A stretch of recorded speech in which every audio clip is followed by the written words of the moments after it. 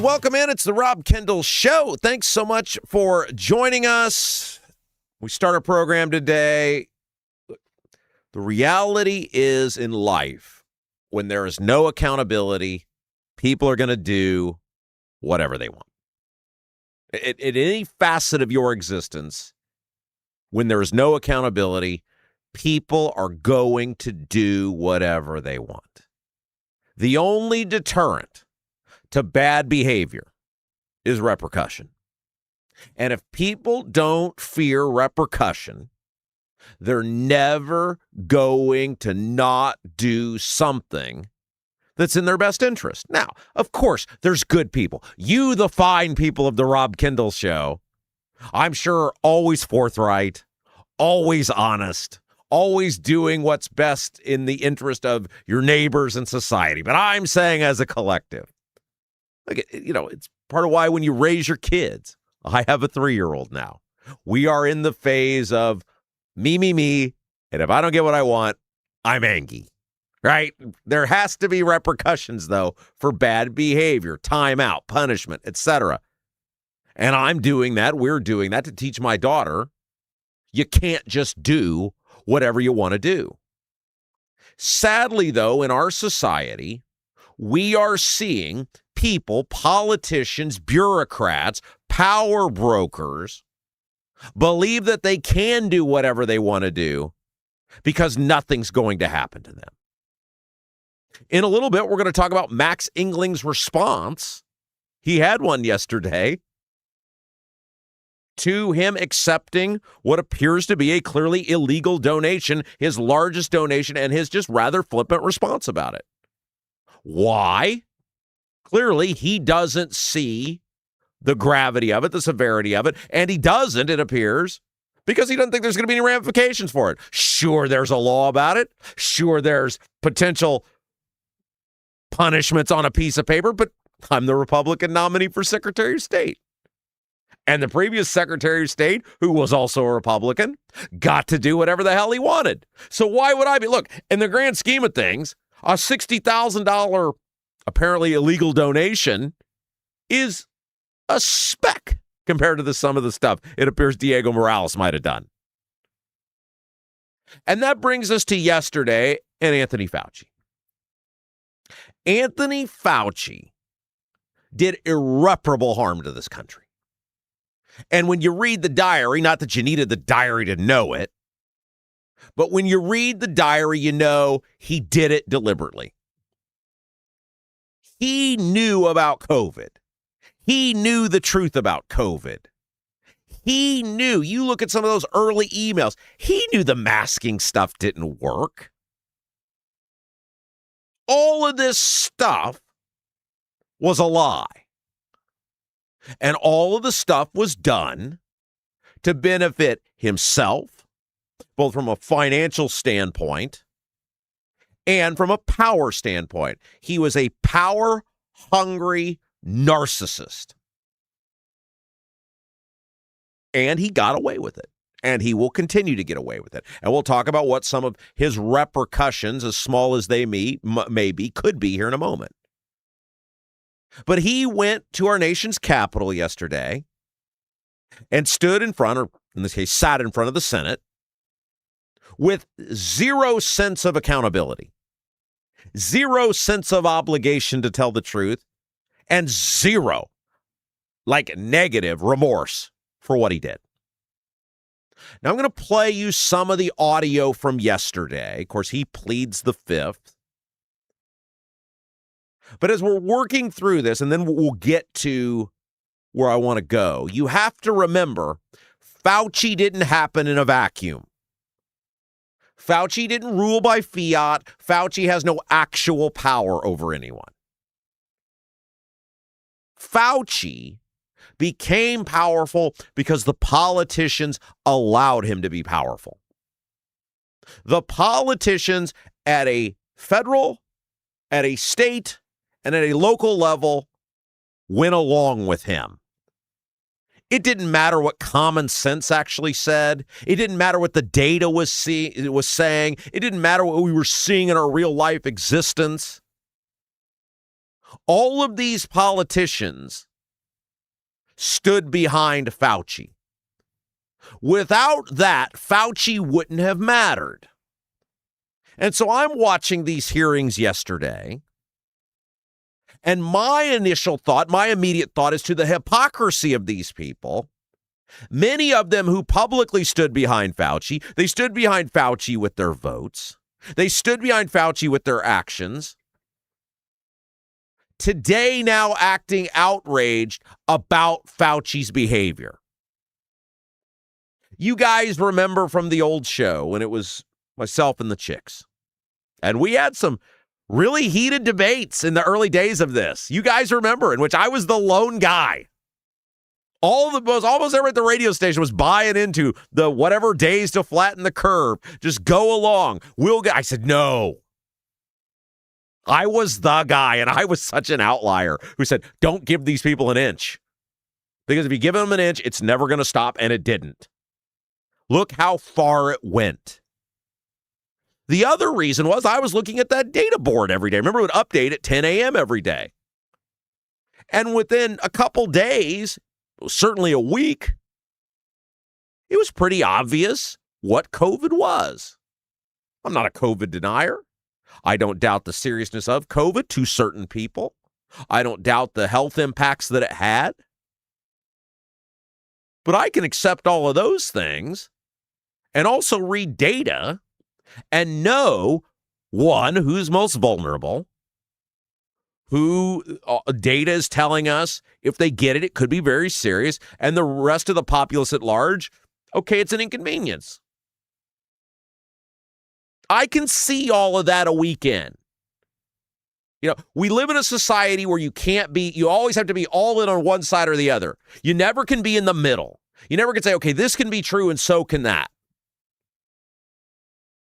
And if I, a lay person, just some guy on the radio, could read the dashboard, the data board, and start looking at this and tell you guys, as I was, okay, here's the deal with this thing, which in hindsight proved to be exactly right. How is it that the guy in charge didn't know? How is it that the politicians who actually made the choices about COVID, how is it they didn't know? You can be mad about Fauci yesterday, but you got to be mad at all the politicians. You got to be more mad at the politicians than you do Fauci, because they're the ones who ultimately made the choices. And they used Fauci as a convenient boogeyman. It's the same thing our Republican legislature did with Holcomb. They didn't want to deal with COVID. They didn't want to take the heat for COVID. They didn't want to be responsible for COVID. So what'd they do? They let Holcomb make all these executive orders, and there was zero pressure ever put on him to stop. None. Those people like Jim Lucas would go on Facebook and he'd bitch about it. But they never did anything. The rallies, the attempts to stop this were led by regular people. There was no organized effort from the General Assembly. There was no demands from the General Assembly because they kept saying, well, only the governor can call a special session, as though their hands were totally tied. Of course, the reality was the General Assembly controls the money. And the General Assembly could have said, Mr. Governor, you will call a special session. We will address your executive authority. If you don't, we will cut off every single one of your pet projects going forward. We will punish you like you can't imagine. They didn't do any of that. There were no threats. There was no actual pushback. There was nothing. The one thing the Republicans did do is when they met on org day, you guys remember this, they exempted themselves from the mask mandate. Do you guys remember this? They met on org day in 2020, and the first thing they did, you still had to wear a mask. You still had to abide by all the rules. They exempted themselves. You can hate Fauci, and you should. Fauci is a villain. He's a narcissist. He's evil. But you have to feel the same way or stronger about all the politicians who went along with him. You can't separate them. You cannot separate them. And we're going to get to Trump's comments yesterday in just a little bit. And I was outraged by Trump's comments. Outraged. And I'll tell you why here in a little bit. But first, of course, Fauci pled the fifth because he doesn't want to be accountable to anything. He doesn't want to answer questions to anything, which is wild that he's pled the fifth because he's already been pardoned. And so Josh Hawley, senator from Missouri, took him to task on that, pointing out the absurdity of him taking the Fifth Amendment, and then rightfully so points out he's already been pardoned. Clip number one, take a listen. Well, nothing says honesty like taking the fifth, huh, Doc? Let's try something. What day of the week is it today? On the advice of counsel, I respectfully decline to answer based upon my rights under the Fifth Amendment to the Constitution. What color tie are you wearing? On the advice of counsel, I respectfully decline to answer based upon my rights under the Fifth Amendment to the Constitution. What color's the carpet in front of you? On the advice of counsel, I respectfully decline to answer based upon my rights under the Fifth Amendment to the Constitution. Let's just get one thing straight. You don't have any rights under the Fifth Amendment because you've been pardoned, as you very well know. As the Supreme Court has been clear for a century and more, Brown versus Walker, 1896, when he has been pardoned, he may not stand upon his privilege. You know that. Your lawyers sitting behind you now shifting nervously in their chairs. They know it. This isn't about the Constitution. This isn't about the law. This is about contempt. Contempt for this body and contempt for the American people. But I think I know why you're doing it. It's because you don't want to answer questions. It's because you did all kinds of terrible things. It's because during the pandemic, you got rich, didn't you? You got rich while people were dying, hundreds of thousands of Americans, over 1 million in the end, and you were getting rich. And not only were you doing that, you were using federal employees with taxpayer money to apply for and solicit cash prizes for you personally. Cash prizes totaling over $1 million. You did all of that during the pandemic, didn't you? That's a question. On the advice of counsel, I respectfully decline to answer based upon my rights under the Fifth Amendment to the Constitution. Not so Billy Badass anymore, is he? Remember when he's throwing out first pitches at ball games, appearing on magazine covers? The problem is, though, and I want to go back to something that I think this was last week, where Todd Young was giving that speech about trying to shut down or make sure that people who committed fraud during COVID couldn't get money from the Small Business Administration. It's no good now, sir. I mean, stopping people from committing fraud is good, but you enabled the fraud. The people wouldn't have been able to do the fraud if you had done your job. And the same thing I would say here for Josh Hawley. Why didn't the Republicans who controlled the Senate put safeguards in to stop this stuff?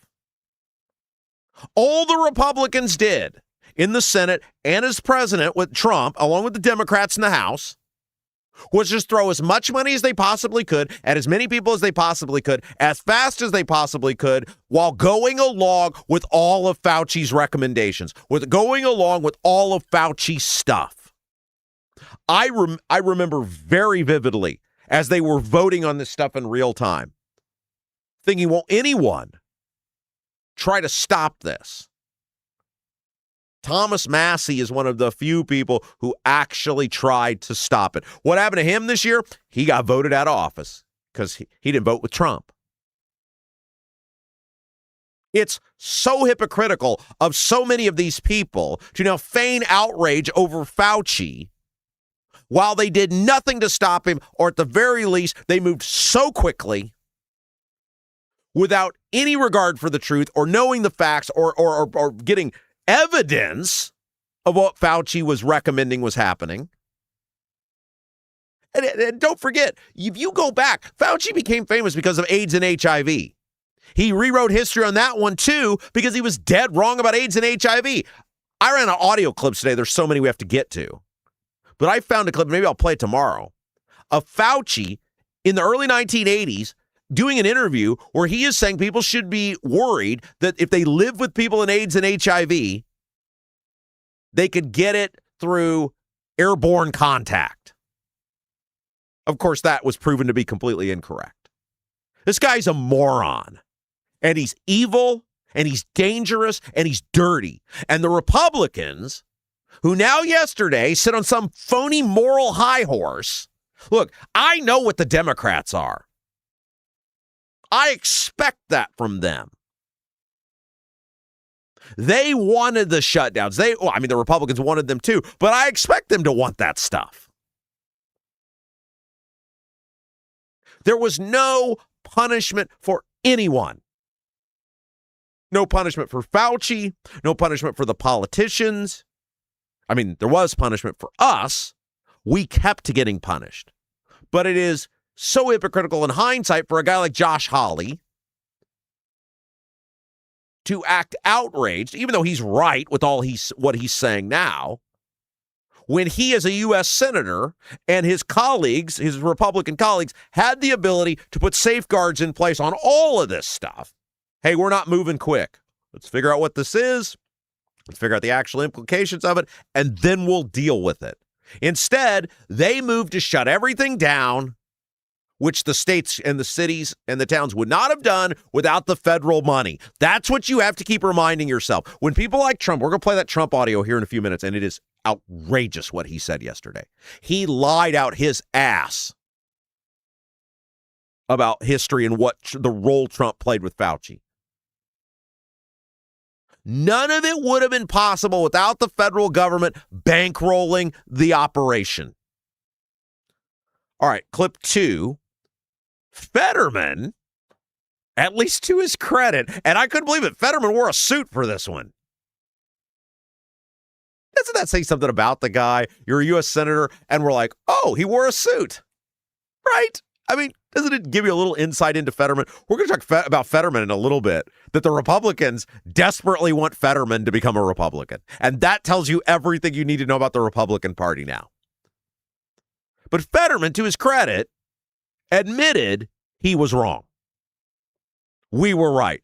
We being the people, us who said this happened in a lab. This wasn't organic. It wasn't natural. It happened in a lab, and it was unleashed. And Fetterman yesterday finally admitted we were right.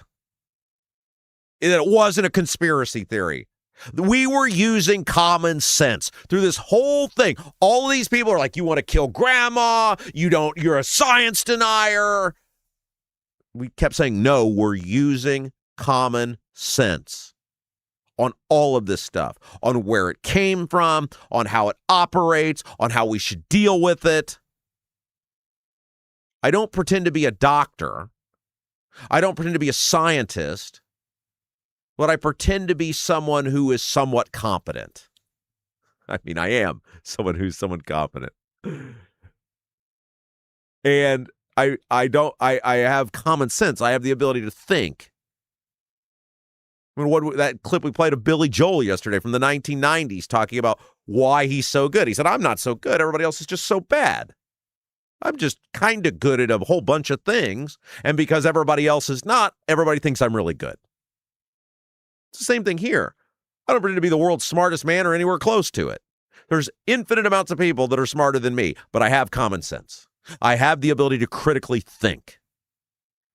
And Fetterman yesterday said we were right about this not being some conservative conspiracy theory, that this thing happened by design in a lab.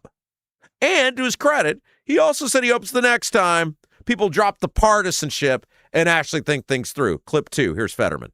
And early on, that became like a right-wing kinds of theory, and I thought it seemed to make sense. Now, there was a really advanced one that it's not about much more your regrets, but I have one. And that is early on that there was the theory that the virus could have emerged from the lab. And early on that became like a right-wing kinds of theory. And I thought it seemed to make sense. Now, there was a really advanced lab that was close by, and then you have this unknown virus out. So, but that became a very partisan thing. And now It seems now it's more and more emerging theory that would have come from the lab. Now, I think that the next time our nation's facing something like this, we are not become, as I might have been, blinded by the partisan idea that I mean, it's just ridiculous. Okay, thanks. Do I get an apology now? Sorry? You were right? It doesn't do any good now, but at least we have that audio clip for the future to say, hey, conservatives can be right by just using common sense. All right, Bernie Moreno. He is a senator from Ohio, and he was not in the Congress when all of this was going down. He's one of the guys that we give a free pass to because he wasn't here destroying society. And here is what Bernie Moreno, he was livid. Take a listen to this. It was about 6 years ago today that I decided I'm going to give up my businesses, sell them all, run for office, run for the United States Senate. Here I am sitting in front of you 6 years later saying, who the f*** do you think you were for doing that? It is a total disgrace what you did to this country. And if my Democrat colleagues are standing there defending you, I hope the voters of the United States of America watch the clips of every one of you doting on a guy who was more interested in being a celebrity than saving American people. I will make it my mission to make certain that every single one of those Democrats who did that will see that clip over and over and over again. Because there is no defense of what you did.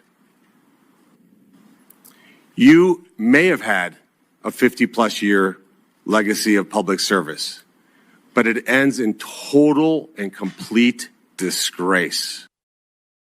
Yeah, he don't care. Because he's still rich.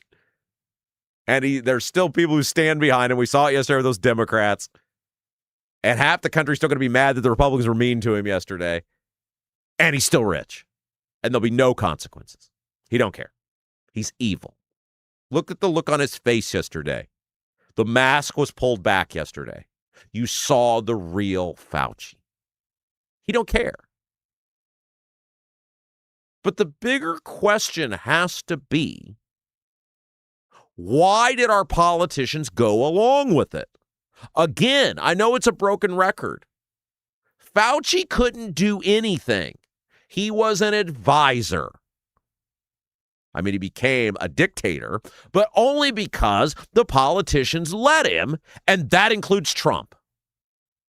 Because at the end of the day, Trump was the leader of the country when it went down, and we judge our leaders not how they govern during good times, but how they respond to crisis. It's easy to do well when everything's rolling. We judge you how you respond to crisis. And if we're being remotely honest with ourselves, Donald Trump wilted in 2020 during crisis.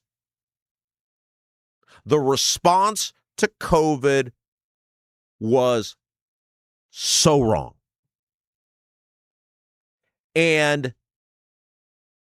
nothing would have been done by the states or by the local governments without massive cash influxes from the federal government. Everything they did was because they knew the choice would be backstopped by the federal government, which was supported by Trump. Trump had every opportunity to denounce Fauci in real time. He had every opportunity to fire Fauci. He had every opportunity to speak up against the Congress trying to bribe the states to shut down. He didn't do it.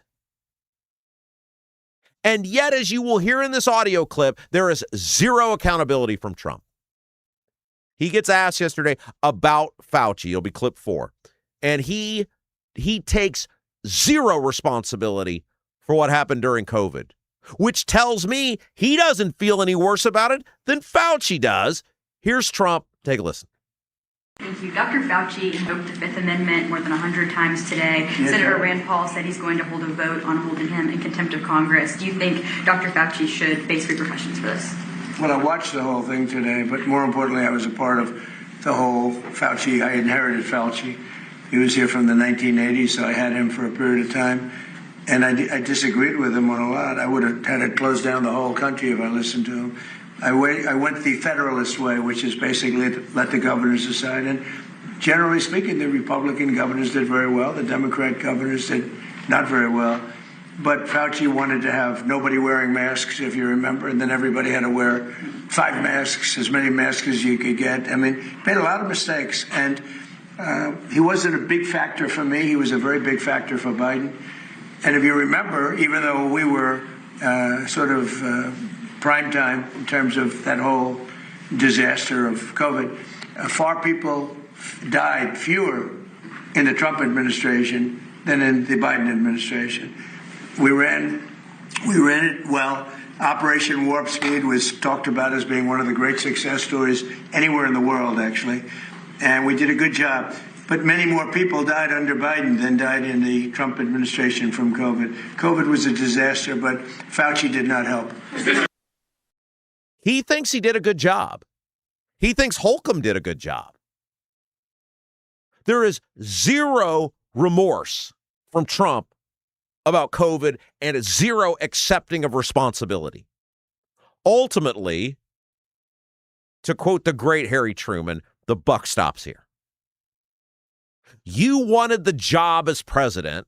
You are judged as the leader of the country, how you respond in a time of crisis, and you failed. I'm not saying it's easy. I'm not saying anybody could have done better. I am saying, though, that the data, the actual information did not support anything that was done during COVID. And for him, for all those people who lost their jobs, all those people who lost their businesses, all those people who lost their human contact, their interaction. Look, the social ramification of COVID, you can make a compelling case. The social ramification of COVID was much worse than actual COVID.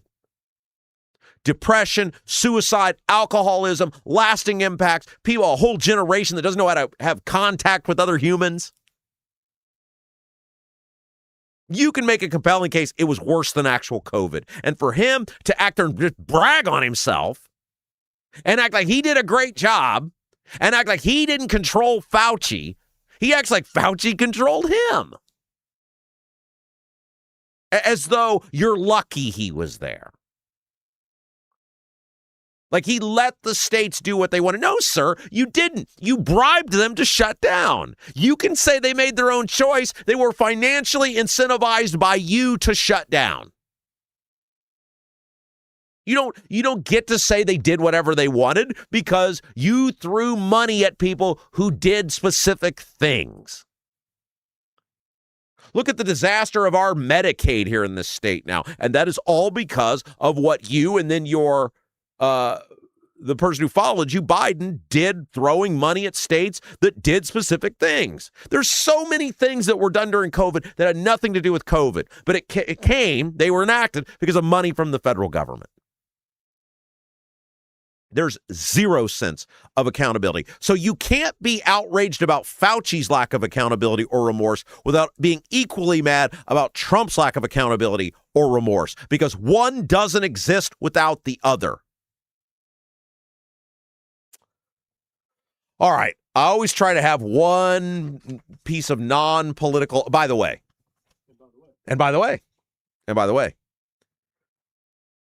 Rand Paul has said the committee will vote next week on contempt for Fauci for invoking the Fifth Amendment. The argument is he's been pardoned. He doesn't have the right to the Fifth Amendment, as Josh Hawley had laid out. What? Doing this to him is going to have no effect whatsoever. You think after all the crap that guy's pulled that he's going to be like, oh, no, I'm going to be in contempt of Congress. Oh, no. And now there's a huge argument, which is going to have to play out in the courts, about whether a pardon whether he is exempt from any criminal prosecution. But it doesn't matter whether he's criminally exempt or not. His legacy, his reputation is all that matters to him. He's going to hold that intact because he knows the left will defend it. Yesterday was a complete waste of time. It was a bunch of grandstanding by a bunch of people who are, for the most part, attempting revisionist history. The politicians, Republicans and Democrats, are as equally to blame as Fauci. All right. We try to do one piece of non-political audio here. And one of the big stories, and I just didn't cover it because I don't think there's like some hot take on it, was the Tony Romo OWI arrest in Wisconsin last week. He's playing at a golf tournament. Tony Romo is, of course, a famous former quarterback for the Dallas Cowboys. He's now the lead football analyst on CBS. And he was arrested last week for an OWI, driving while intoxicated from a golf tournament in Wisconsin. He's a great amateur golfer, and he plays competitively across the country. And now the body cam footage has surfaced of Romo getting pulled over, getting detained, failing his field sobriety test that he takes with the police. All of that has surfaced. And one of the things I got thinking about was like, what should you do? If you're trying to protect yourself, what should you do? What are you allowed to do if you get pulled over by the police and are suspected of anything really, but of OWI in this case? And there's a guy, he has a Twitter account that it's called Pulse Digital. And he offered, now I'm not a lawyer, obviously always consult an attorney, but what I thought was some amazing advice for people who get pulled over with OWI. And so I'm going to play it for you and then remind you of what the laws are in the state of Indiana, what I can find the laws are in the state of Indiana if you get pulled over by the cops suspected of OWI. Clip 5, here is the advice on what Tony Romo should have done when being pulled over by the cops. So everybody's watching these videos of Tony Romo trying to pass a DUI test. Now, I'm not going to give you legal advice, but I do want to talk to you about DUI tests. Here's the thing. It says, did I pass the test? Did I pass the test? It is not a pass-fail test when you're given a DUI sobriety checkpoint on the side of the road. The simple fact that you were asked to take the test is an indication that the officer already believes that you are inebriated. And it is not a pass-fail situation. So there's nothing you can do right or wrong.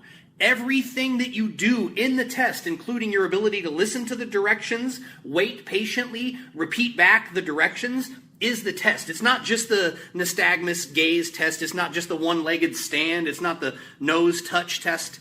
Everything about a roadside DUI checkpoint means they already think you're wasted. So your participation in it was never going to waive the idea. You're never going to convince them through doing it that you're not drunk. So people are asking, should Tony Romo have participated in the test? Or does denying the test, does saying, I don't want to do the test, make it more likely that the officer is going to arrest you for DUI? They already were. They're already asking you to do the test because they already think you're inebriated. So they're just collecting more evidence. Remember, everything you say can and will be used against you. None of this is going to be used for you. None of this is coming to your defense.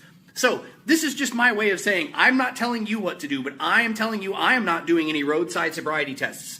I'm not going to have videos like this running around if I'm Tony Romo. If you think I'm drunk, take me to jail and let's do the breathalyzer at the station. But you're not going to catch me. You're not going to catch me doing roadside tests. You're not going to catch me using the PBT, the personal breath tester on the side of the road. There is a machine at the police station that they're going to get you to use. Otherwise, all of this is just going to be used against you in a court of law. Again, none of this is legal advice. I would never give you legal advice, but if Tony Romo had asked, I would have said not do this. There's not a warm-up or stretching routine you're going to do to convince them that you're not drunk.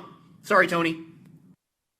All right, so here's what I thought, man, this guy's pretty much on it. Again, this is what I could find on the law in the state of Indiana. Consult your trained legal professional. But here's what I was able to scrounge together on rules and regulations as it relates to getting pulled over, suspected of OWI in the state of Indiana. Field sobriety tests, as that guy said, in the state of Indiana, they're voluntary. Roadside actions like walk and turn, the one-leg stand, the eye checks, they have no direct legal punishment if refused. They cannot take you down just on that. Here's the deal with those tests. My wife and I, for fun, will do them sometimes. I struggle to pass them sober. There's no way I'd try to. Any person should ever try to take them intoxicated, in my opinion, because they're hard to do sober. Like when they do the finger thing, I find myself moving my head all the time. Stone cold sober. The portable breath tests, it appears, are also voluntary. Handheld roadside breath units can also be declined without violating state-implied consent rules. Again, all of this stuff, this is what I could find. Consult a trained legal professional. Certified chemical tests are mandatory after arrest. Indiana has an implied consent law, which means once you're formally arrested for OWI, refusing an official breath, blood, or urine test at the station or hospital can result in a minimum of 1 year's driver's license suspension, unless, of course, you're Mike Bohachik and you're a state lawmaker, and then you get to not have your arrest publicized for months. You can go back to being a lawmaker and drive your car. But for most of us, that's the way it would go down. That's what I found out. That's how it goes down for OWI in the state of Indiana. All right, we got a ton of local stuff to get to today, including a group of journalists have had enough with not being able to get requests fulfilled from the public access counselor to try to hold our local governments accountable. Plus, on top of that, Max Engling, he's responded to these stories, to these allegations, to these claims made by David Shelton about the $60,000 donation. He doesn't seem to think it's any big deal at all. We'll tell you what he said. All of that and more. We got a huge show for you today. Don't go anywhere. You're listening to Rob Kendall Show. Do you have a dog but don't have a fenced-in yard? Your HOA won't allow a fence? Worried about having to watch your furry friend anytime you go outside? Avoid the blazing hot summers and freezing cold winters with All-American Dog Fence. All-American Dog Fence is the cost-effective, easy-to-use, in-ground fence system to keep your dog secure and give you peace of mind anytime they're outside. All-American Dog Fence backs their Pet Stop products with a lifetime warranty. Call or text All-American Dog Fence at 317-862-6606 or visit their website at allamericandogfence.com. Mention the Rob Kendall Show and get $200 off a new installation. DC politicians don't care. Buying stocks with insider information, they get filthy rich. But if you did it, you'd get locked up. Thankfully, there's one fighter on our side. Senator Todd Young is pushing to ban all congressional stock trading forever. He's never traded a single stock while in Congress. Young's a Marine who does the right thing. Contact Senator Todd Young. Thank him for standing up for us and for fighting to ban congressional stock trading. Buying a home or thinking about refinancing? Work with someone local who understands the central Indiana market. Gary Tedrow with Verity Mortgage helps homebuyers and homeowners explore options for purchasing, refinancing, or even consolidating higher interest debt through their mortgage. Gary's approach is simple, clear advice, and personalized guidance, so you can make confident decisions. Visit loansbygary.homes to learn more or get started today. You've got nothing to lose but dollars on your mortgage payment. So call for a free, no-obligation quote, 317-695-5179. Gary Tedrow, NMLS number 179207 with Verity Mortgage, NMLS number 70345, an equal housing opportunity lender.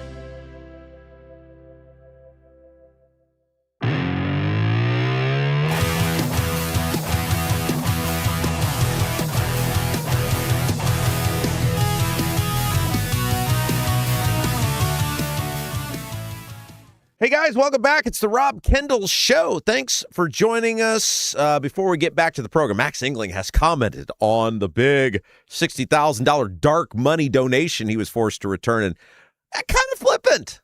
Again, no contriteness, no apology, no sorry I screwed up. It's about exactly what you'd expect from a Republican candidate for Secretary of State. We'll read that to you in a moment. But first, hey, you know our friend Anthony Gary, he owns IndieDwell Real Estate. And he doesn't just list homes for sale. He gets them noticed, he gets them shown, he gets them sold without you losing sleep or sanity. Anthony's trained with top negotiators and is ready to help you achieve your real estate goals. Put Anthony's expert selling strategy and experience to work for you. If you're in the market to buy or sell, get a trained professional. The great Anthony Gary, Indy Dwell Real Estate. Call or text 317-756-1159. 317-756-1159. Anthony Gary, Indy Dwell Real Estate. A couple of other housekeeping items before we get back to the program. Help us grow the Rob Kendall Show. Like, share, and subscribe. That's how you can do it. First of all, hit that thumbs up button. Helps us grow. If you enjoy great local content you're not going to get anywhere else, give us that little thumbs up. Really helps us grow the program, whether you're watching us live or on demand on YouTube. If you're the Apple, Spotify, the iHeart, that 5-star review helps us out. Leave that written review. Great ways to help us grow the Rob Kendall Show. Share the feed out, Facebook, Twitter, wherever you got social media. Let people know, here's your great local program. If you're looking for something different, the Rob Kendall Show. And last but certainly not least, subscribe to the platforms where you consume the program. Apple, Spotify, iHeart, YouTube, wherever it's at. Like, share, subscribe. That's how you can help grow the Rob Kendall Show. Statehouse Happenings dropped. I gave you a little early drop last night on Statehouse Happenings. Jim Merritt, Abdul, myself. It's the fastest 30 minutes of Indiana politics and government each week. We take the biggest stories of the last 7 days and we jam them in to a half hour. You can find it on the videos tab on YouTube, or it's dropped on all the on-demand platforms. It should be in your feed right now. Statehouse Happenings available when you get done with the show today. If you're like, it's just not enough Rob Kendall, I need more. Statehouse Happenings, the thing for you. All right. So one other thing I got to mention. Get in big trouble if I don't do this. Don't forget, October the 3rd, big party, John Russ House in Seymour, the palatial Rust Estate. Just how big is John Russ' house? I know we've all in our minds been like, I wonder how big his house actually is. You can find out and come hang out with us and have a great time. Somebody told me yesterday, they're like, I'm going to the event just so I can see how big Russ' house actually is. We said, great. We'll look forward to seeing you then. October the 3rd. It's a Saturday in beautiful Seymour. The event starts at noon. And it's a celebration of America's 250th birthday and of you, the listeners and viewers of the Rob Kendall Show. There's going to be patriotic music, antique car show, lunch catered by Double D's. I'm going to give a speech on how great the country is. Jason's going to have birthday cake because it's his birthday and a whole bunch more. Free to attend. Free lunch, free car show, free cake. John needs to know how many people are going to be there, though. And so there's going to be hundreds of people, it looks like, at this event because you, the Rob Kendall Show audience, you're like, we love John Rust and we love free cake. All you got to do, send an email. Tell John, I'm coming. Here's how many people I'm bringing with me. RSVP, rustforamerica@gmail.com. That's the email address, rustforamerica@gmail.com. And that way John knows how much food he's going to have to order. Okay. Max Singling. So one of the things I think we should all look for from our politicians when they make mistakes is some level of contrition, some level of accountability, because if they won't give you any level of accountability when they're running, you think they're going to give you any level of accountability when they're in the office? And when you get caught doing something that appears to be very wrong, and the thing you did wrong actually pertains to the job you would have if you're elected, I don't think that makes it unreasonable of me, one, to give you to give a legitimate explanation on why the mistake was made, but two, for you to just say, I'm sorry, I screwed up. I know that's going to be part of my job as fill in the blank. I'll learn from this. I'll do better. Sorry. It tells me something about you. I mean, you are serving me as a taxpayer when you're an elected official. And just like any other company, I'm forced to do business with the government. But if I'm doing business with someone, if I've hired someone, I expect that they'll own it when they make a mistake, especially a big one. And in the case of what we've had as Secretary of State the past 4 years, there has been brazenly bad behavior with zero semblance of accountability, zero semblance of remorse, and it is deflect, deny, blame, accept no responsibility. That's what we've seen from Diego. And just flat out, just untruths. I pay. No, you didn't. You admitted somebody else paid. I pay. Can we see proof you paid? No. Oh, okay. Thanks for thinking of us, right? Nobody believes Diego Morales paid for that trip to India. And think about this. Whoever did pay for that trip to India, it was such a big deal, he was willing to lose the office over it. Think about that. Whoever paid for that trip to India, because he's acknowledged somebody else paid for the trip.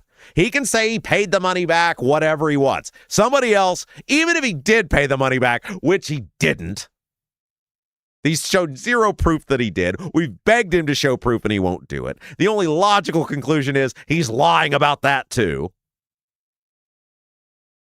Whoever paid for that trip, it was so bad, he was willing to lose the office over it because that is the number one thing that took him down. Of all the bull crap he pulled, that trip to India was the number one thing, and he was willing to go down with the ship. That tells you how bad it actually was. But we've just had 4 years of dishonesty, deflection, blame game, victimhood. The fake WIBC, the fake Indy Star, the fake news. I'm going to fight. All we heard from this guy. Never owned anything, never accepted responsibility for anything. Just deflect, deny, blame. And it was so bad that the Republicans finally acknowledged they had to get rid of him. Scandals, plural, the phrase Todd Rokita used. And so when you are the replacement for that, when you're the guy that's handpicked to supposedly put a stop to that, when you have a major discretion out of the gate, the public has the right to judge you based on how you handle that. And when you're not willing to own the gravity of it, look, nobody's saying he robbed a bank or he murdered somebody.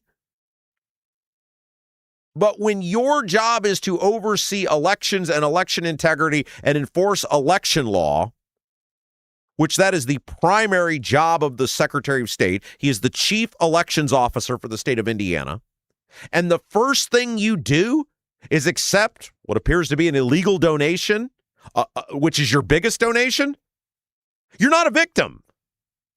Nobody should feel sorry for you. Everyone has the right to judge you on that because that's the job you're applying for. Look, if I come in here and stink up the joint, you, the audience, have the right to say, Rob, you stink at this show. Because that's my job. Which is why we say in the chat, you can disagree with me all you want. You can't hijack the chat. That's the rule. You got to behave like a member of decent society, but you don't have to agree with me. I get judged every day based on listeners, based on viewers. It is not unreasonable to have an opinion, to judge someone, to demand answers when someone made a mistake that relates to the job they're applying for. And yet Max Engling, in his first real comments since this $60,000 donation from the dark money group was uncovered and then he claims returned, which he still offered no proof of whatsoever. And David Shelton's right about that. David Shelton's right that no one should accept his explanation on it being returned and when it was returned until he proves that he did it. Because we've already seen a level of deflection and a lack of accountability on the donation itself. You haven't earned our trust, Max Engling. So WFYI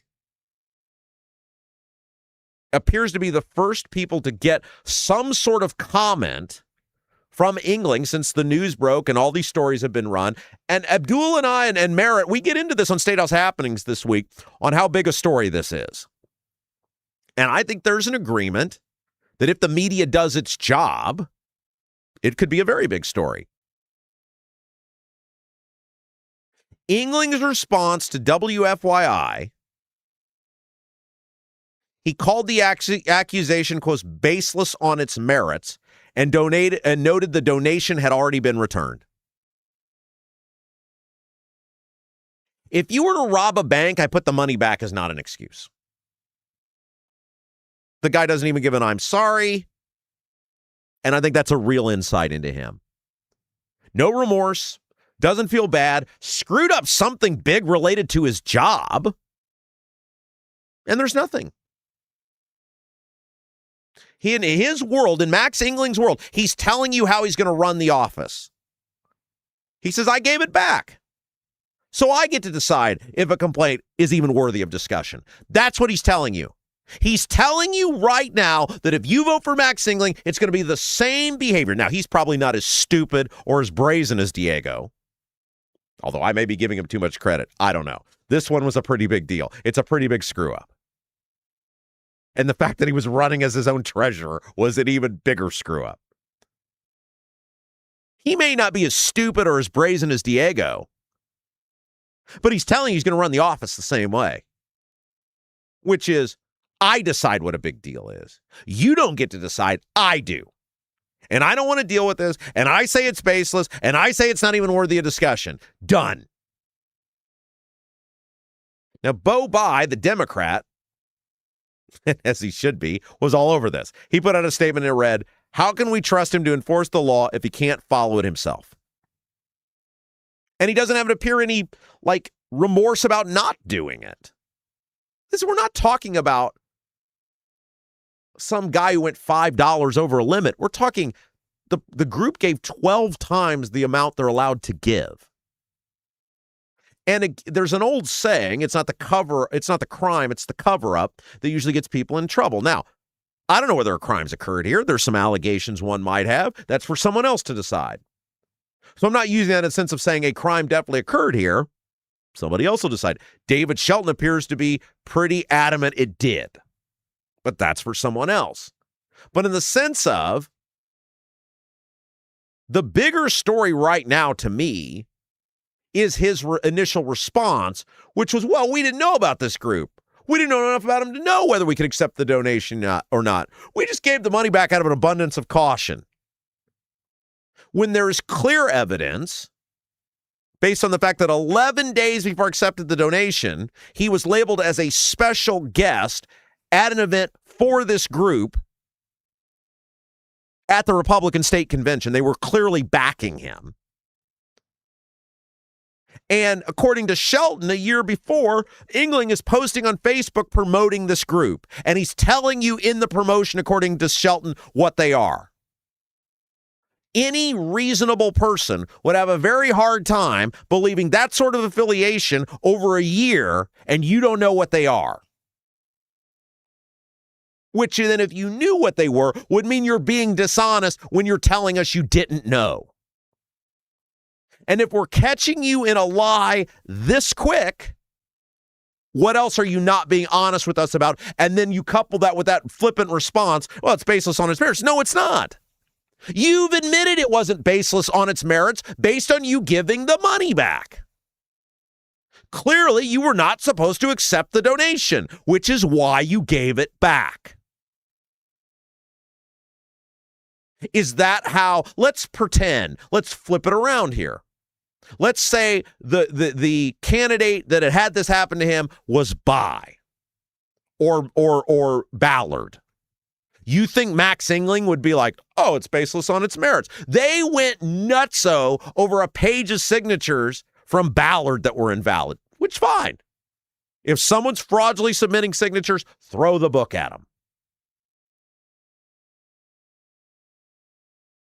Throw the book at them. Follow the law. Greg Ballard was late submitting a form. He got fined. He should have. That's the rules. Everybody knows the rules when you get into the game. But if we're going to hold Ballard accountable for signatures or forms, then we have to hold Engling accountable too.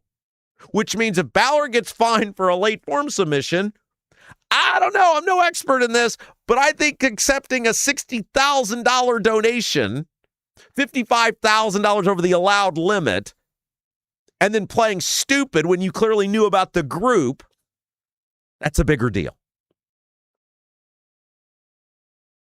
So there are multiple issues here just to reset this, because I think this is a huge story, or it could be a huge story. Now, it may go away if the media doesn't do their job.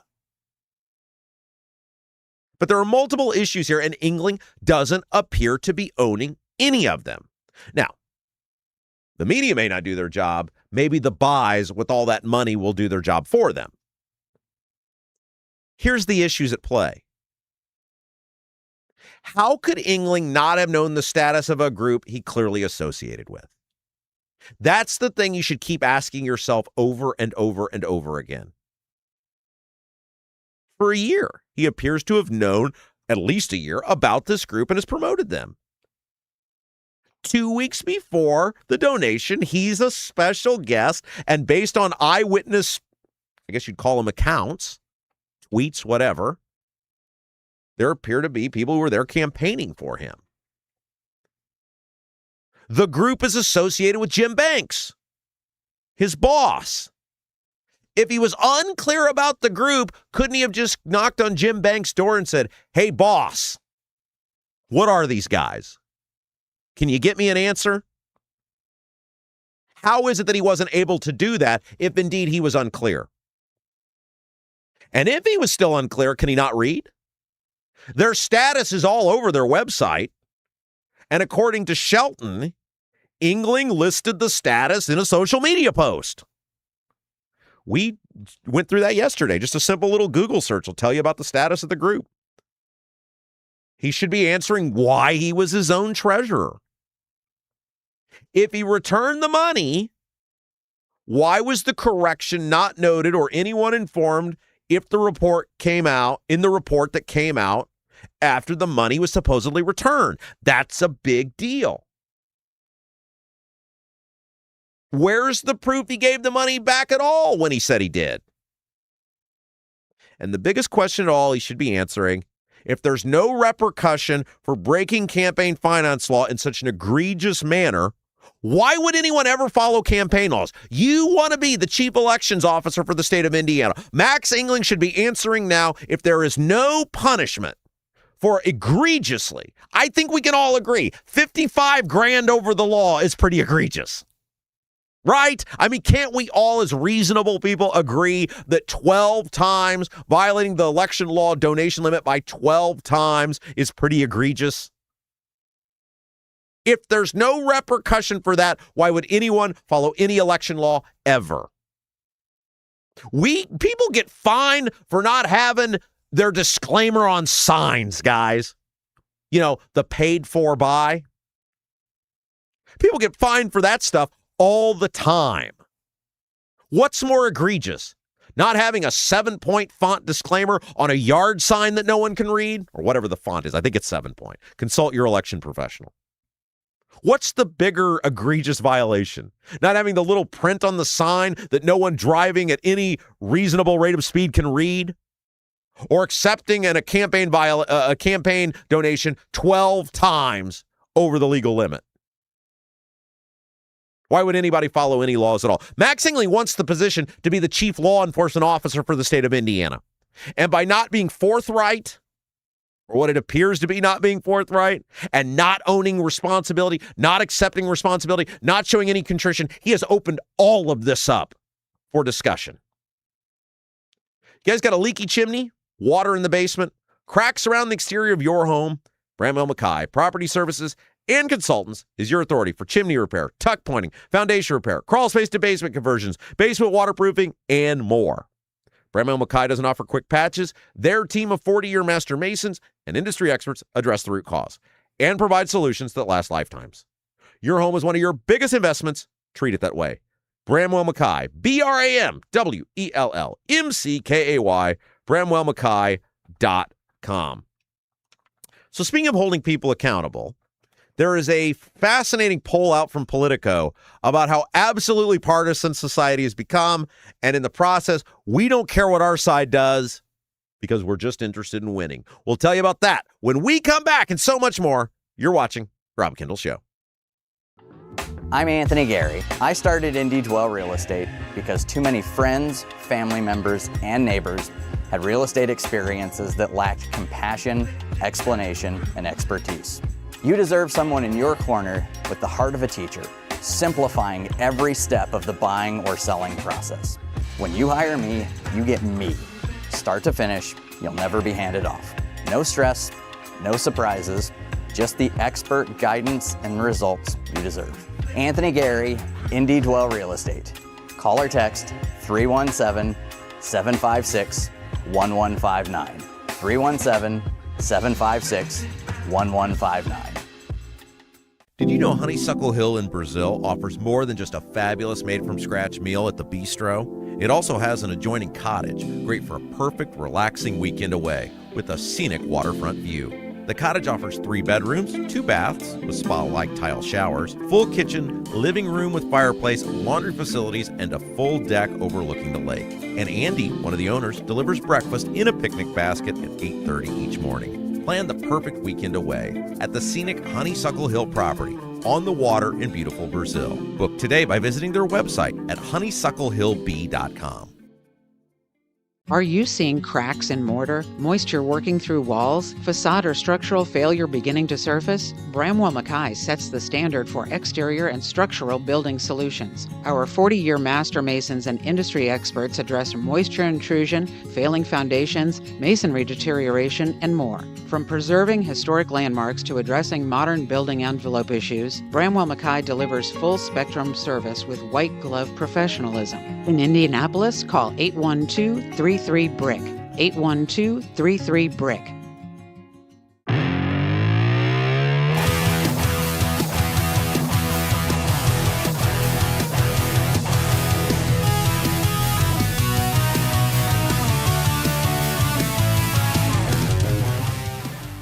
Hey guys, welcome back. It's the Rob Kendall Show. Thank you so much for joining us. We love you. We appreciate you. Appreciate all you do for us. If you can, while you're watching today, give us a little thumbs up. Like the show. Really helps us grow the program, helps us with the algorithm. And man, we can't thank you guys enough. We got some great stuff in the works. We feel like we got some great stuff happening. We'll hopefully be able to tell you about some of it sooner rather than later. But we told you guys from the beginning, stay with us, hang with us. There's going to be a period where some doors are going to be able to open, and we're coming up on that period. And so you guys have done your part to help us grow this program, to help this program get noticed.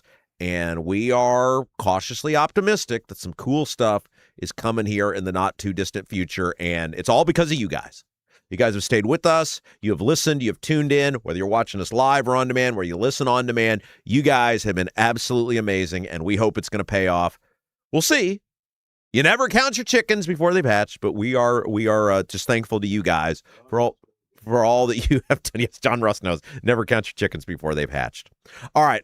So thank you again, guys, for all that you have done. Hey, have you guys found a home but haven't sold your current one yet?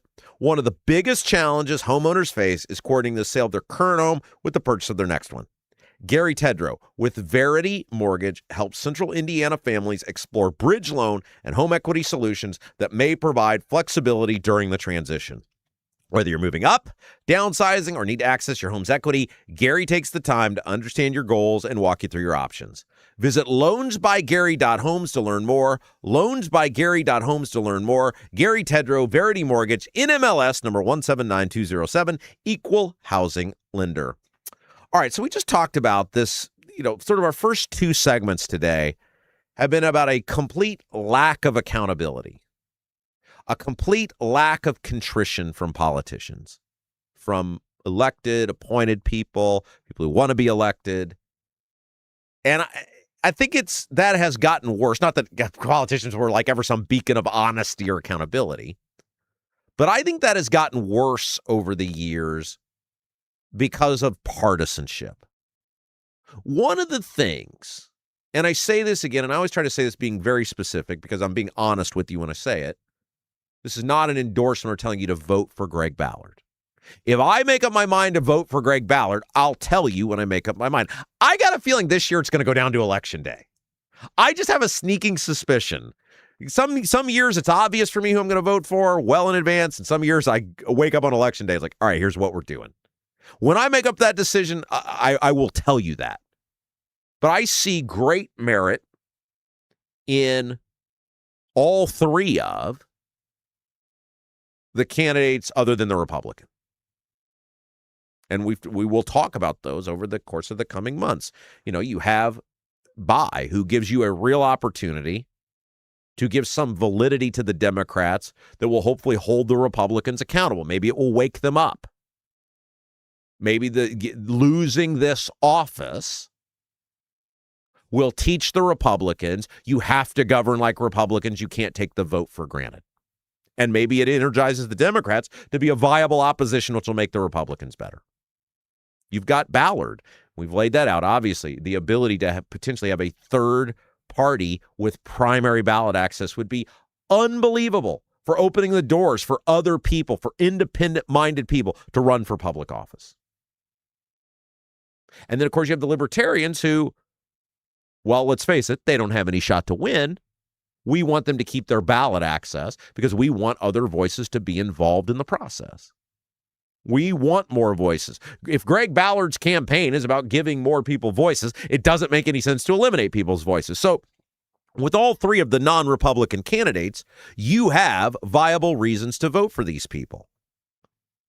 But one of the things that we have seen in our society over the past decade, 2 decades, the world is becoming so partisan that nobody holds their own side accountable anymore.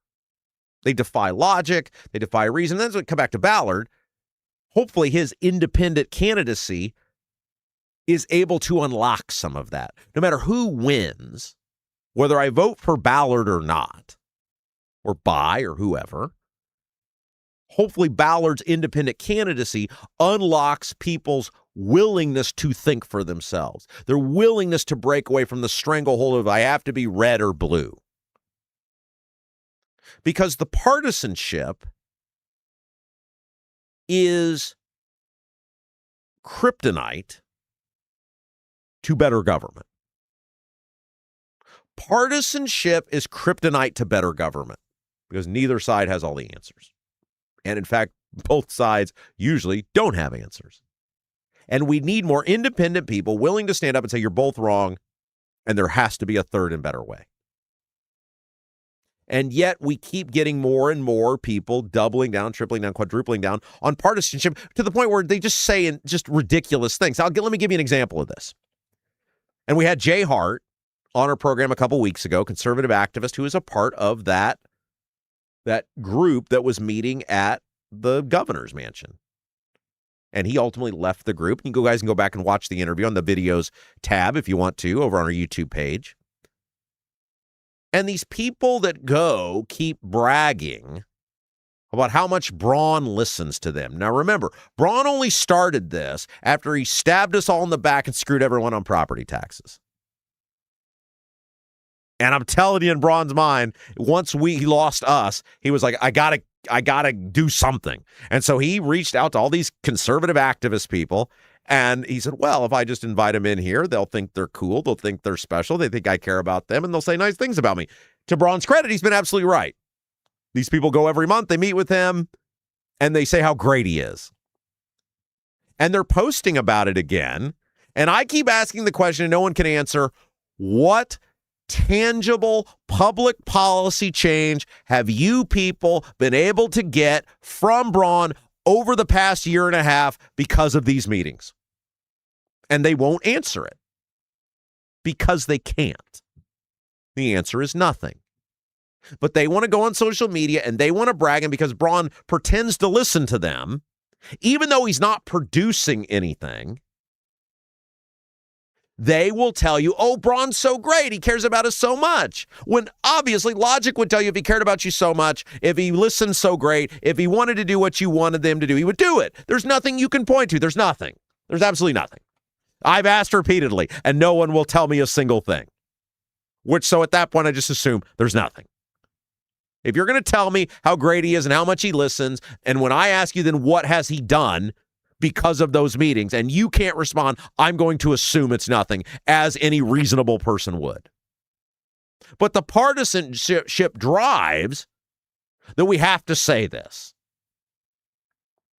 The partisanship drives that no matter what our side does, and it's true on Democrats and Republicans, we have to defend our people. Why? Because the other side is so bad.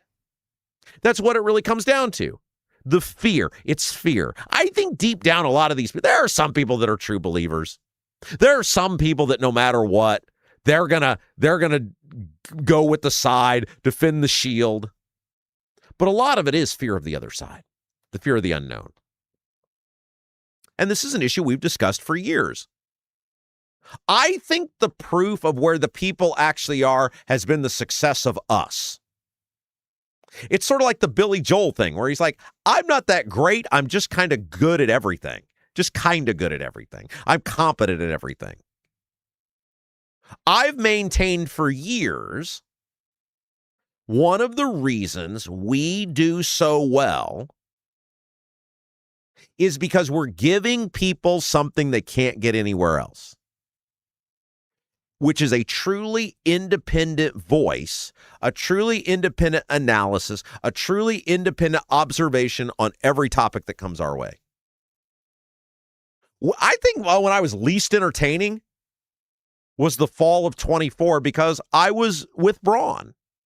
Now, it was because of property tax. It wasn't that I liked Braun. It wasn't that I believed Braun would be a great governor. It was I believe that to be the only way to fix property taxes.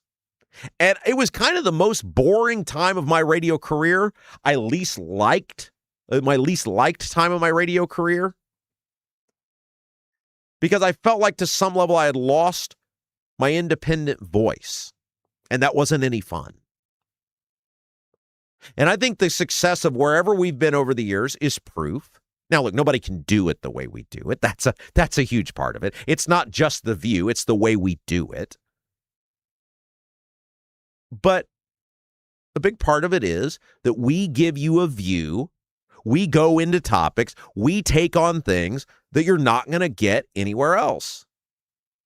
I go back to this broadcaster who years ago, and it was funny, I talked about this one time, and somebody thought it was them and blew a gasket, and I was just like, we didn't have this conversation. You think that highly of yourself?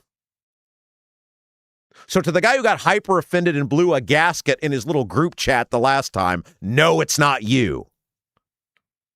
But I had a conversation years ago with a broadcaster who was new to the industry, and they said, I want to be you. And I said, no, you don't. They said, no, yeah, I do. I said, no, you kind of want like the listeners. You want the notoriety. You may want the ratings, but you don't want to be me. They said, yeah, I do. I said, no. You don't because you don't want to be independent. You want to be liked by these people, which is a major shortcoming of much of our industry. Television, radio, conservative talk.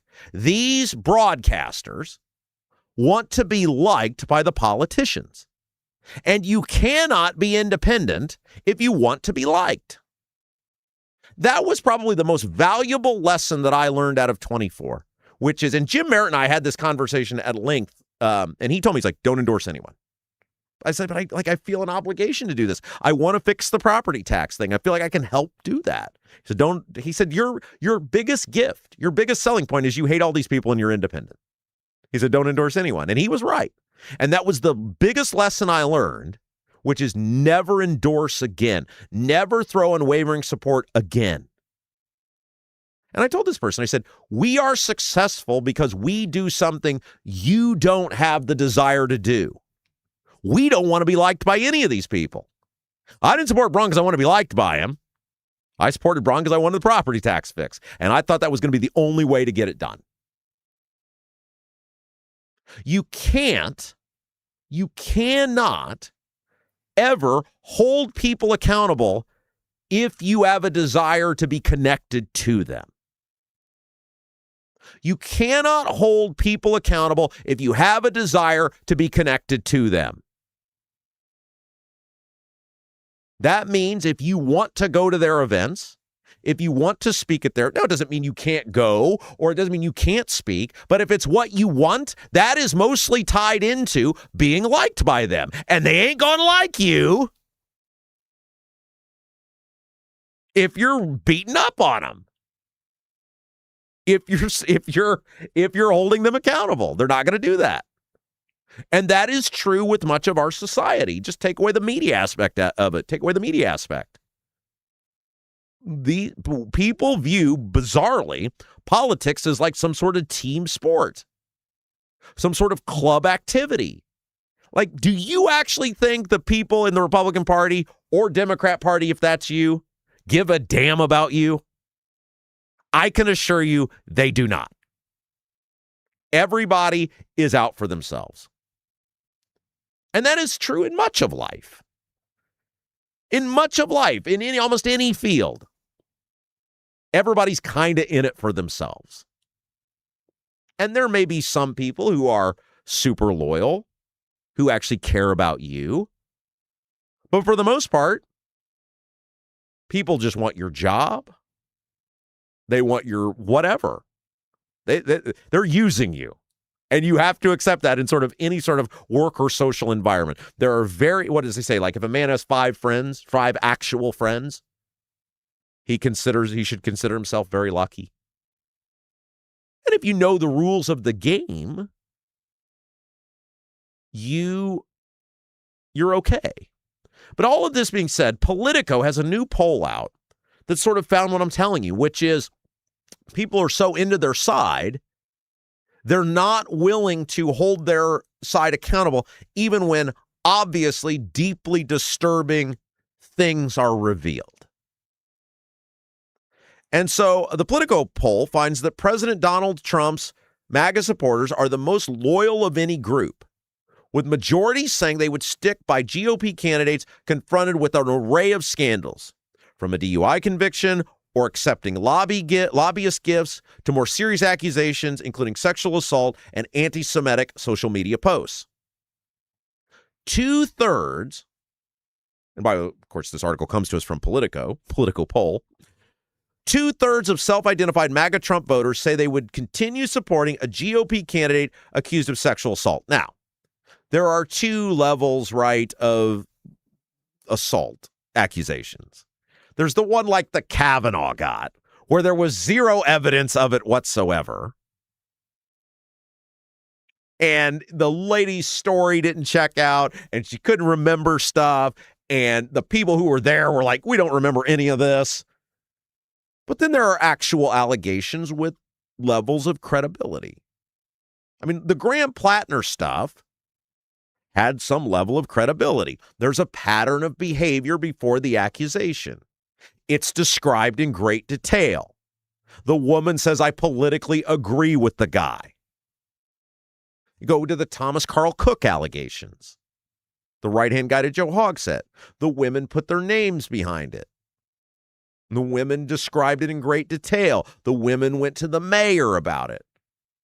The text messages appear to support some of the allegations, or at least the environment or the lead up of the allegations.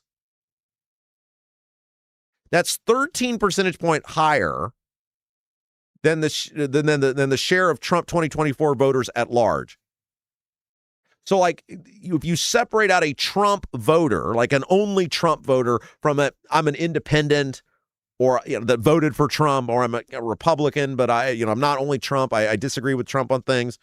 13 percentage points higher. 57%, and this is probably the most disturbing one.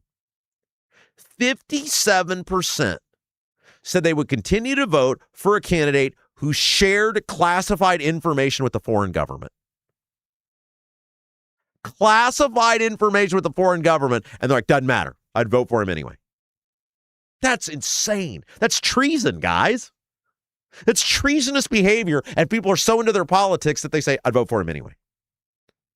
66% said they would still vote for someone who sold ineffective or misleading medical treatment. For so many guys, and there were people on the other side of the aisle, not nearly as many, interestingly enough, the Harris voters who said the same thing, but not nearly as many. For so many, nothing matters what the politicians do anymore. And that is why they behave in the manner in which they do. Why does Fauci refuse any sense of accountability or apology or remorse? Because nothing's going to happen to him. Why does Max Engling totally dismiss the serious allegations where there is clearly something there? He returned the money. It appears to be blatantly obvious he should not have accepted that money. Why is he so dismissive of it, despite the rules that are laid out about accepting a campaign contribution in that manner? Because he's seen the previous Republican Secretary of State do far worse or be accused of doing far worse, and nothing happened to him. And nothing happens because it's all partisan. Until we drop the partisanship on both sides of the aisle, both sides will continue to do whatever they want without any fear whatsoever of any sort of repercussion. And you're going to keep getting bad government. All right. It's a special week at the Honeysuckle Hill Bistro and Cottage in Brazil. You know, they're open for Friday for dinner, Saturday for dinner, Sunday for brunch buffet. 1 week out of the month, they are open for lunch on Fridays, and this is the week. 4 opportunities this week to dine at the Honeysuckle Hill Bistro and Cottage. You guys have any doubt about how good it is? Ask our pal, super chatter, super fan, Ken Egold. Ask Ken Egold how good the Honeysuckle Hill Bistro. Ask Ken Egold. You guys in the chat right now. I think Ken's in there today. Ask him if it's worth the trip out to Brazil. It's on the water, scenic view, outdoor dining, made from scratch meal. Hoosier grub, as they like to call it. Specials this week include Dad's Old Roast Beef, old-fashioned oatmeal cake, only served once a year, by the way. This is your chance to get it, and Toll House Pie. Get the full menu by visiting their website. Google Honeysuckle Hill Bistro. Or you can call for a reservation, get more information, 812-443-3003. 812-443-3003. Don't forget, guys, if you haven't done so yet, help us out, please. Grow the program. Hit that little thumbs up button, whether you're watching us live or on demand. You can help grow the Rob Kendall Show. All right, we'll take a break. We have so much more to get to, including a group of journalists. They are fed up with the public access counselor not doing her job and getting out opinions so that we can hold our governments accountable here in the state of Indiana. I love this. We'll give you the details when we come back. You're watching Rob Kendall Show. If authentic wood-smoked barbecue is your thing, Double D's Barbecue in Clayton is the place for you. Owners Dennis and Tina Duncan, along with their son Garrett, are from Memphis. So when it comes to barbecue, they're not screwing around. No pellet smokers, no roasters, just authentic wood-smoked Memphis-style barbecue. All of Double D's food is cooked fresh daily, and it's all made from scratch. Double D's Barbecue, located at 40 and 39 in Clayton, is open all day Wednesday through Saturday, but get there early because once they're sold out, they're done. Check out the full menu, ribs, brisket, and more at ddbbq317.com. Right now, everything's expensive. That includes things you need around the house. If your water heater, water softener, or well pump goes out, or even if your toilet stops working, you could be looking at a major expense. Don't let your next call to a plumber break the bank. Call John at Black Sheep Plumbing. John is a Hoosier lifer who takes pride in and stands behind his work. That's why all basic services and repairs with Black Sheep Plumbing come with a 2-year parts and labor guarantee, with water heaters having a 6-year parts and tank guarantee.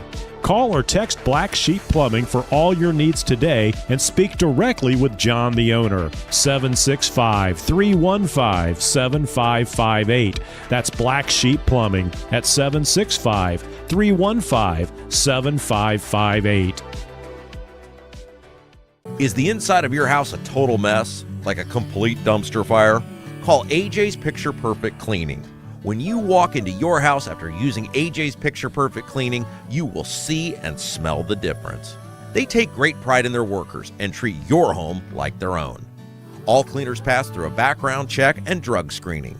Call today and mention you heard about AJ's Picture Perfect Cleaning on the Rob Kendall Show, and you will get an incredible $50 off your first clean. AJ's Picture Perfect Cleaning serves all of Central Indiana, Book your appointment today by calling 317-530-8148. 317-530-8148.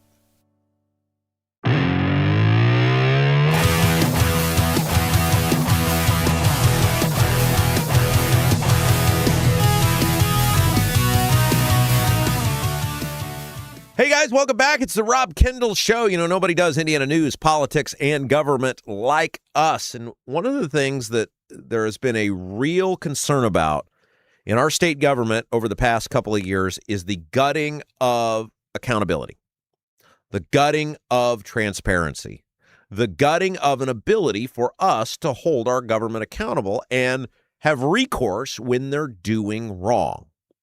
And one of the major ways in the state of Indiana where people have been able to hold their governments, primarily local governments, accountable is via the public access counselor. And we've talked about the public access counselor probably more than any other radio broadcaster ever has, but that's what we do. The public access counselor's job is to issue advisory opinions based on complaints filed by citizens, journalists, whatever. And these complaints center around whether the government is behaving in a proper manner.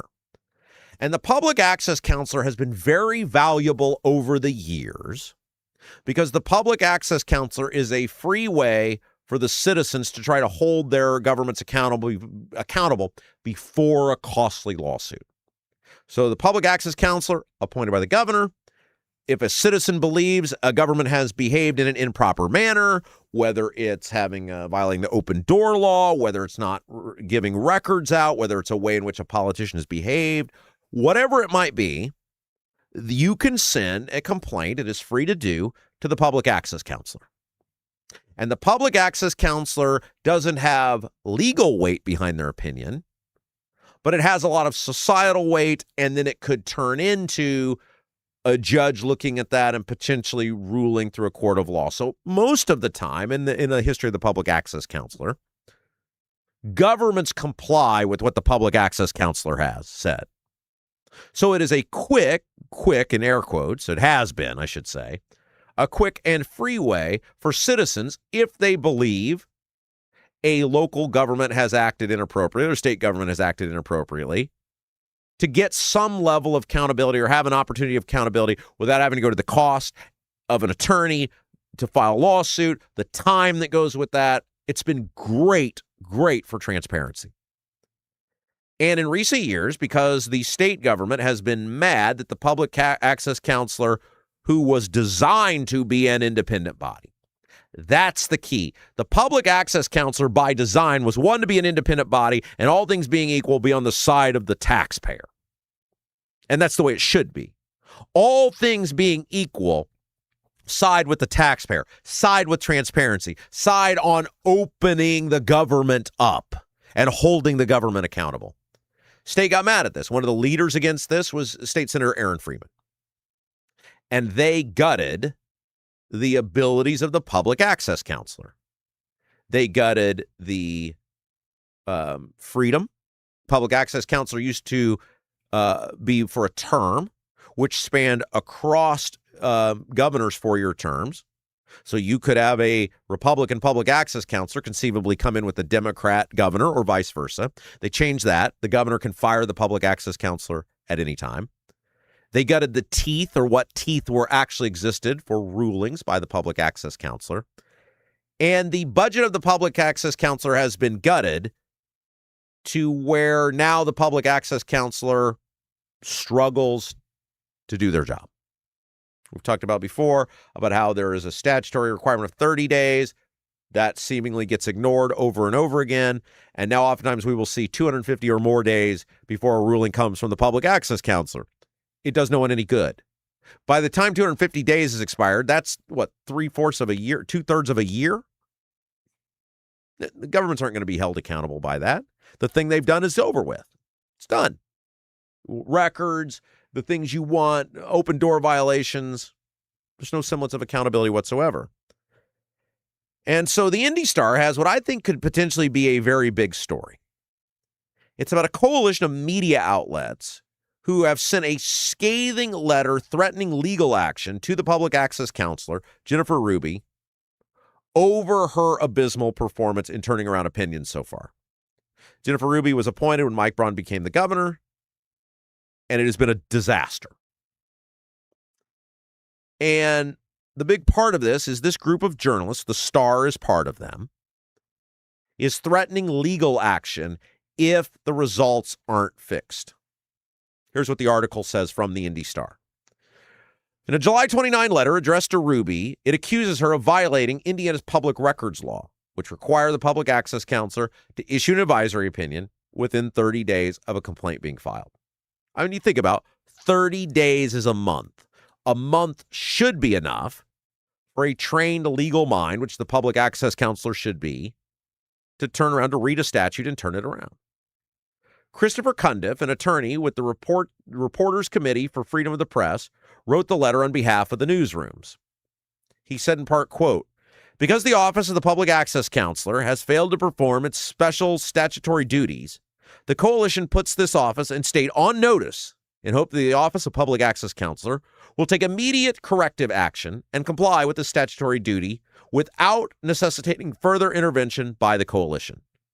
Again, you guys need to care about this because this is affecting you, or it can affect you, and your ability to be able to get information that you are allowed to have, get opinions that you are allowed to have, to be able to hold your governments accountable.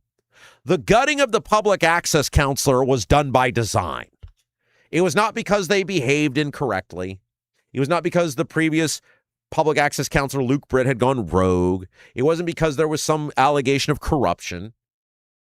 It was because the state government, led by Aaron Freeman, did not like opinions that were coming out of the public access counselor. They felt Luke Britt was too much on your side.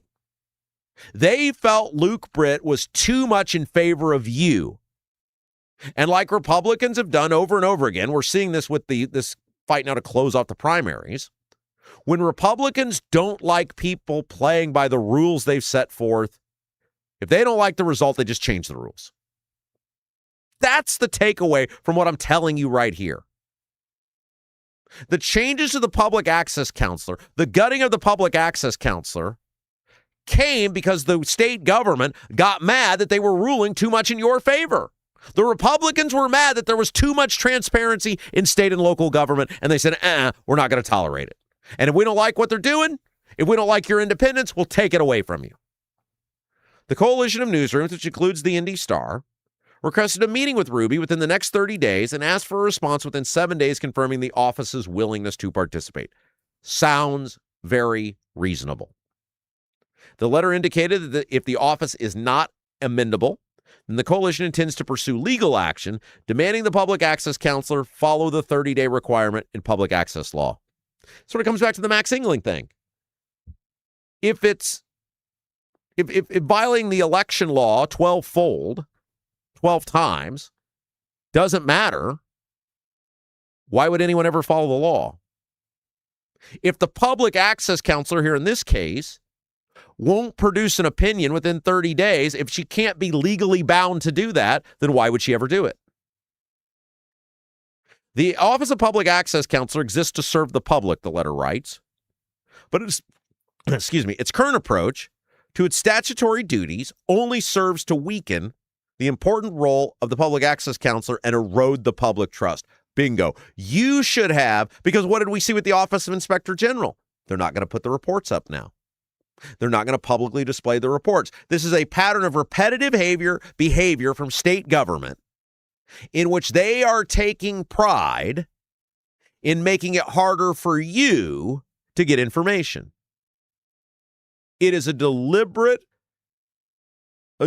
set of actions over multiple agencies now, or affecting multiple agencies, where it is now getting harder for you to get state information out of state government. They also took a bunch of information off the online portal. Don't forget that. They're exactly right. And what does that do? It erodes public trust, which should be a big deal. Whether we like the government we have or not, we should have faith that what the government is doing is above board, and this is making that impossible. Now is time for the Office of Public Access Counselor to demonstrate a clear commitment to its critical and statutorily imposed duties. In sum, the Office of Public Access Counselor's current course of action is untenable, contrary to law, and significantly undermines the ability of the public and the media to avail themselves to the services the law mandates the Office of Public Access Counselor provide.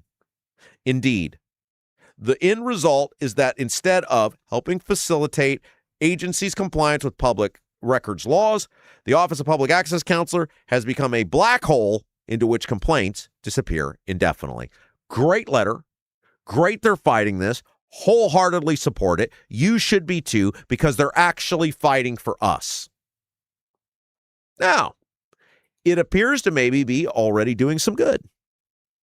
Now, remember, Braun, it came out when the Capitol Chronicle did their big expose on how much Braun was taking from other state agencies to fund his own office. Remember, Braun on paper wanted to make it look like his office was super small, when in reality, he is pilfering people from other agencies, or he is funding, in most cases, people in his own office with money from other agencies. In response to the letter and this story, Braun is apparently now going to do more than the bare minimum and try to, you can't see this if you're watching or listening to us on demand, but you can see it on the YouTube chat, help. I'm using the air quotes. He's going to help. Braun issued the following statement. Governor Braun has long been an advocate for transparency. Let me introduce you to the Mid-States Corridor.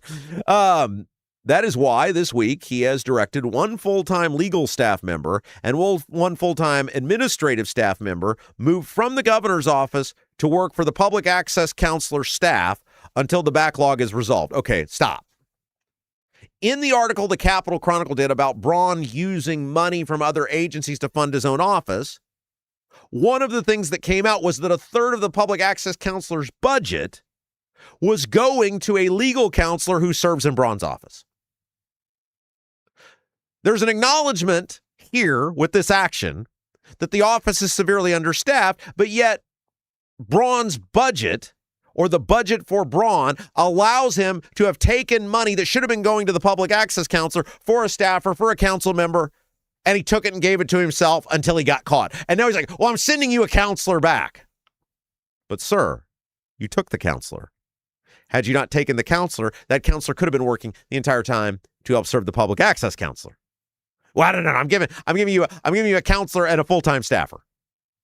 That's not going to solve the backlog. It says until the backlog is resolved, they're going to be there forever.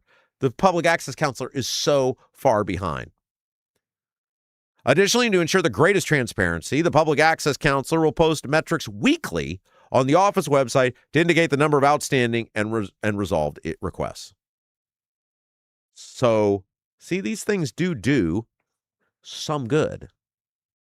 Now, whether it'll solve the issue, probably not, but at least maybe we're going to get some step in the right direction, holding our government accountable.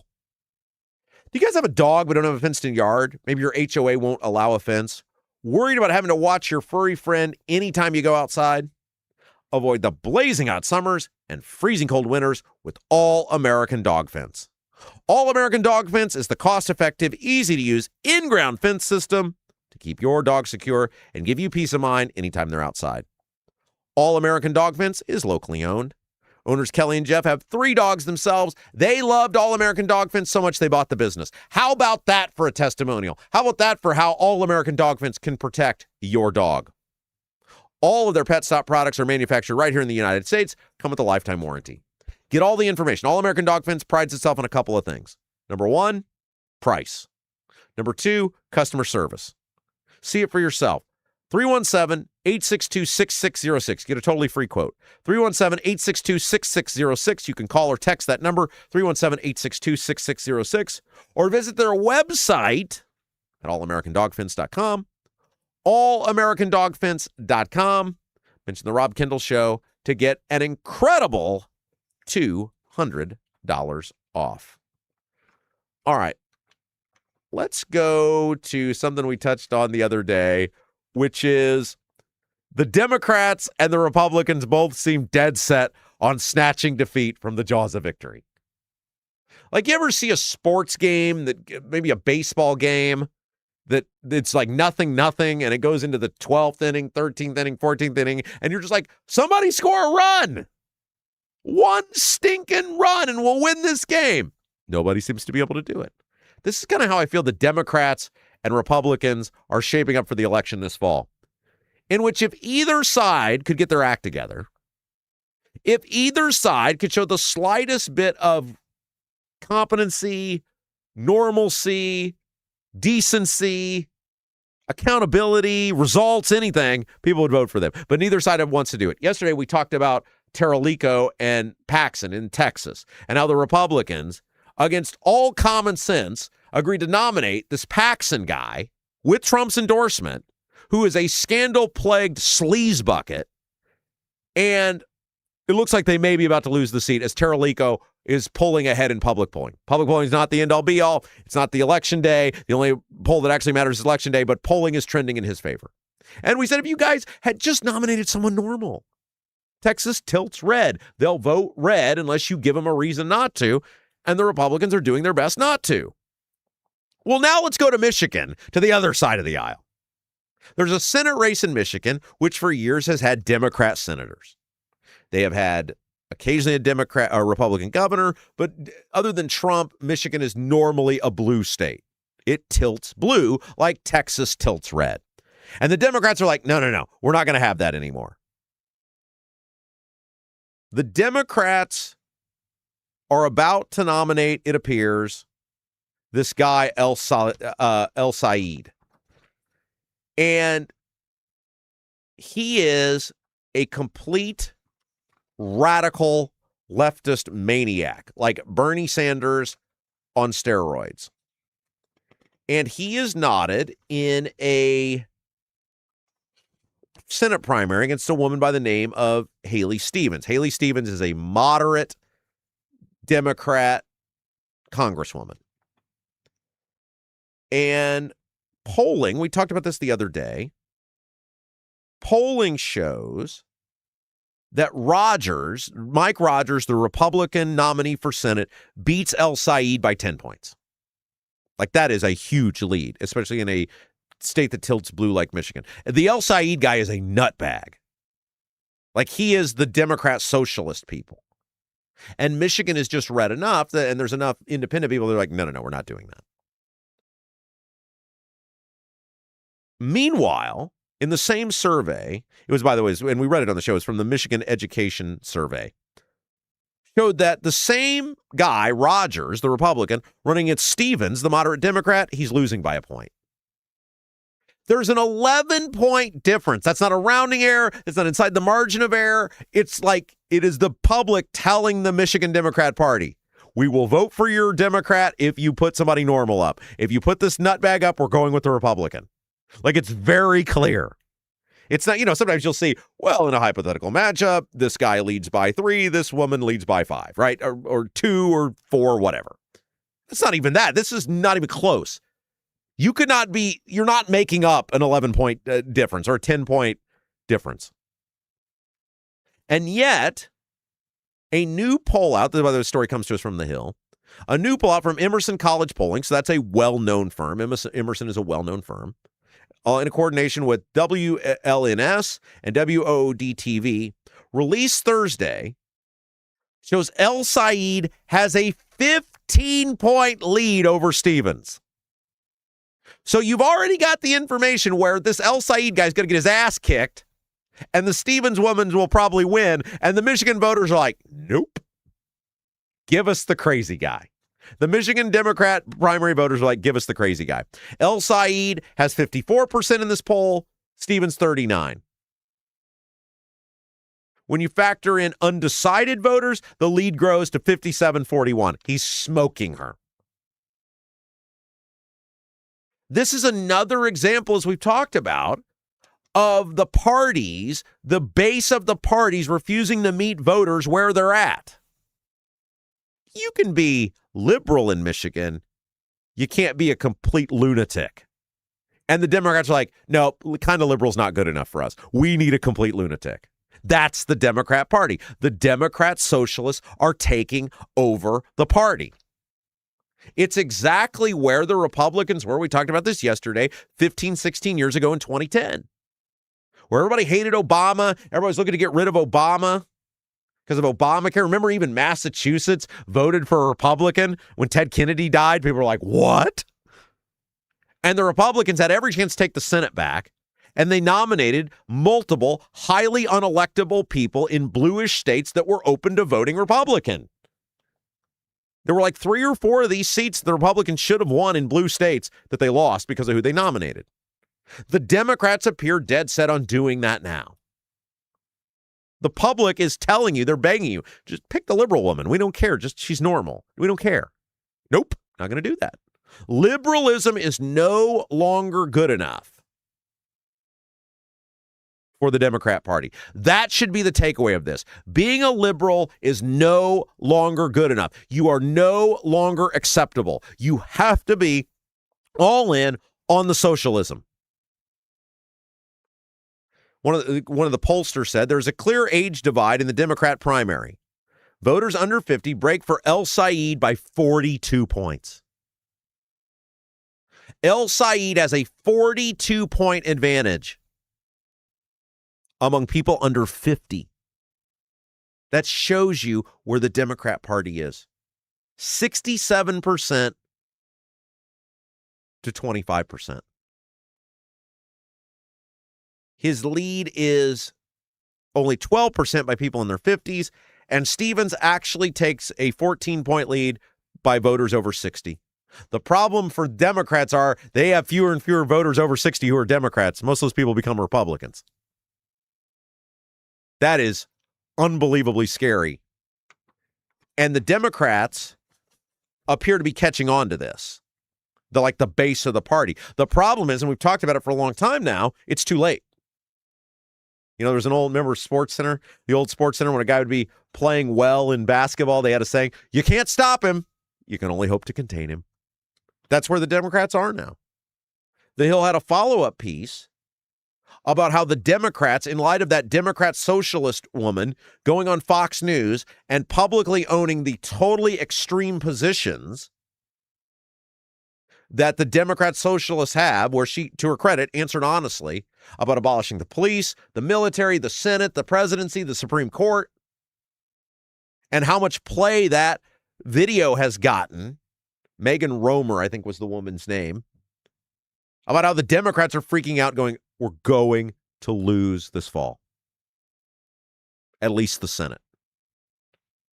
And the Hill has a big article about Democrats, establishment Democrats who are speaking out about this because they're seeing the victories that should be. I mean, the Democrats should have a landslide fall. You have a highly unpopular president. You have a highly unpopular party that's in power. The country's in bad shape. It should be easy cheesy. And yet it's not, because people see guys like El Said and they see these people that are coming out of blue states that the Democrats are now propping up as standard bearers, and in their swing states or their red states, they're like, nope, absolutely not. Quote, you have to argue to voters that you aren't insane when you want to talk about making groceries cheaper, said Democratic strategist Steve Shale. He's right. Democrats should be all in on how Trump has failed to deliver on affordability. Inflation is still high. Prices are still out of control. They should be hammering that. The gas stuff is totally ridiculous. By the way, I got gas for $3.13 today. I don't know what's going on at the Kroger in Brownsburg, but it was still $3.13. And I said, bam, great. It ain't ever going to be $3.13 in the foreseeable future. So see how long I'm going to make that last.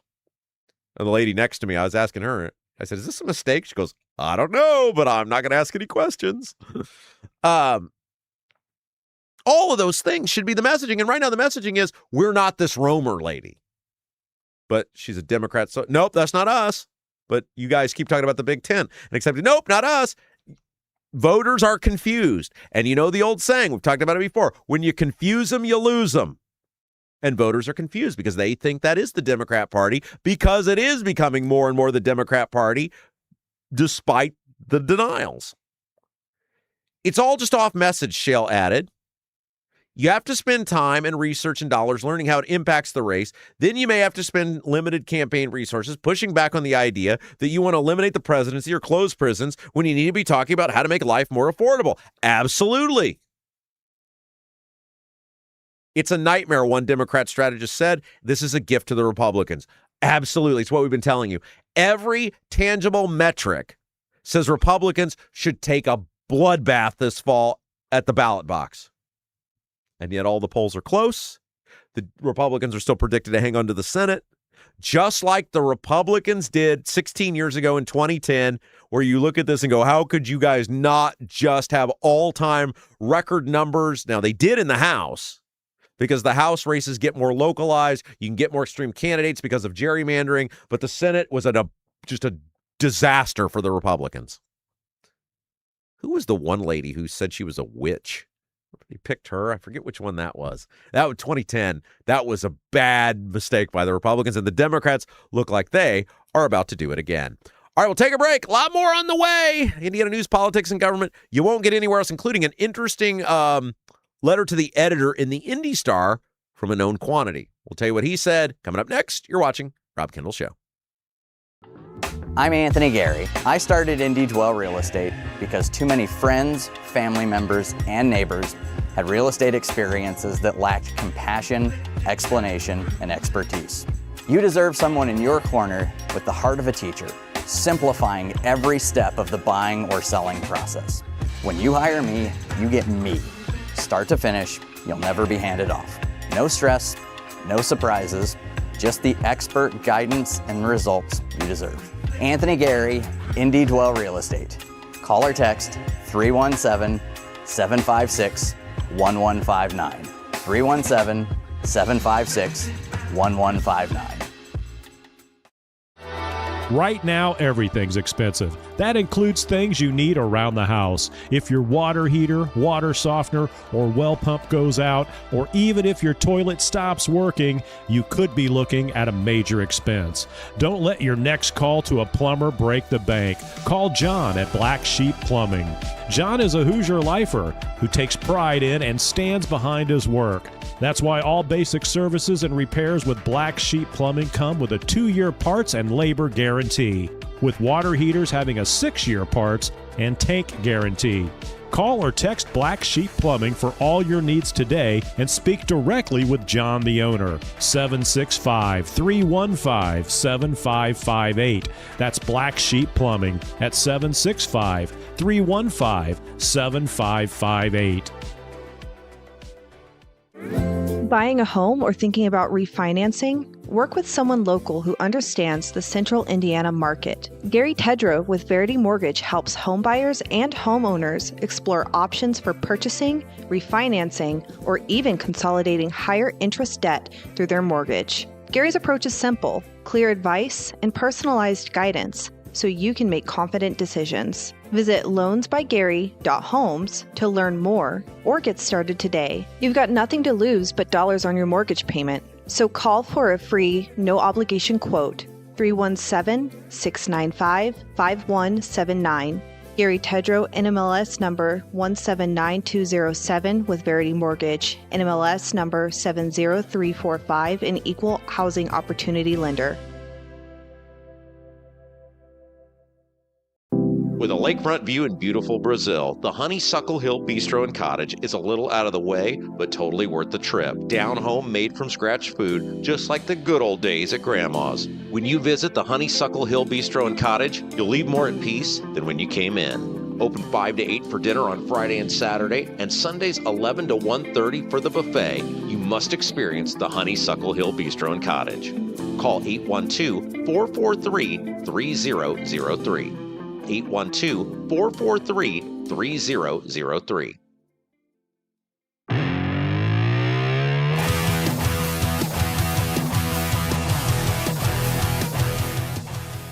Hey guys, welcome back. It's the Rob Kendall Show. Thanks for joining us. I hope you guys are having a great Thursday. And man, we just so appreciate you guys, all you've done for us, getting the word out, telling others about us, tuning in each day. We couldn't do it without you. Thanks for all your support. hit that thumbs up button if you would. Really does help us grow the program. The like, share, and subscribe. It's how we keep it rolling here on the Rob Kendall Show. And look, guys, again, I know I said this early in the program.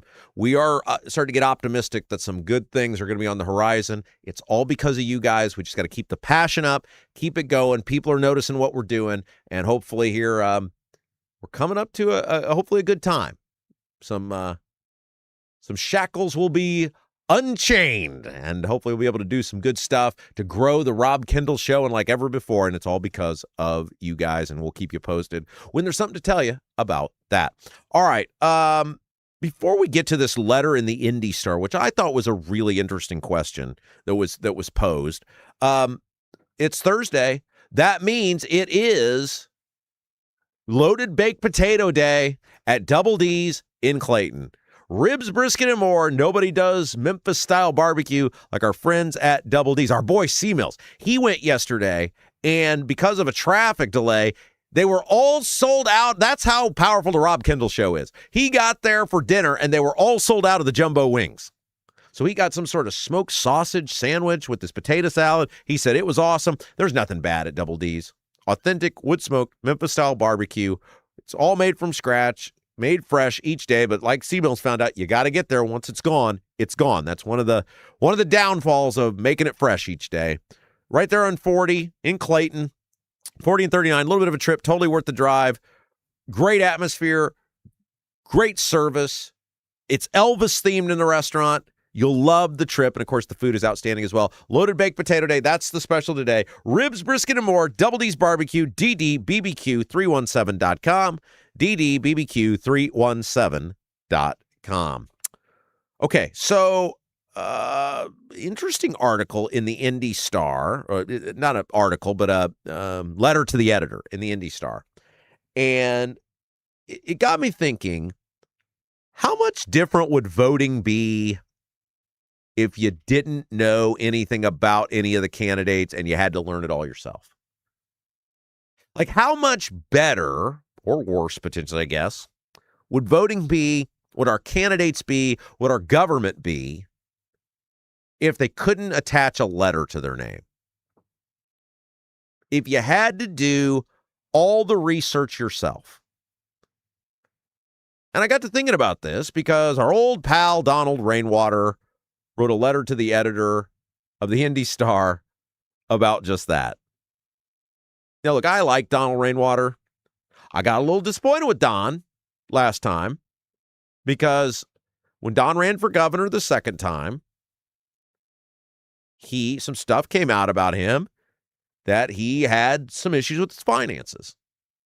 And it happens to people. Now, Don had a long history of issues with his finances, but you can't be running on the idea of fiscal conservatism, accountability, /government, and then not expect, if you've got some issues in your own past paying your bills, that the opposition ain't going to use that. Or that it's not fair game. It is. It's not dirty pool. If you're running on how unaccountable others are with paying their bills, if you've had issues paying your bills, it's fair game and the public has a right to know. The public has a right to know all about what is publicly available about you, especially with your finances. If you haven't held up your obligations, if you've been behind on your obligations, it's fair game. You want to control a state of 7 million people. You want to control a $44 billion budget. It's fair game. It doesn't make it dirty pool for people to point that stuff out. And when the stuff came out on Don, which again, it doesn't make you a bad person. It doesn't make you a criminal. It just means you had these issues and they're fair game and you should address them. I felt Don ran from me. I'd done a lot of good for Don. I'd given Don a lot of publicity, and I was not happy with the way Don ran from the information as it relates to me, because he knew I was going to be critical of him on it and hold him accountable on it.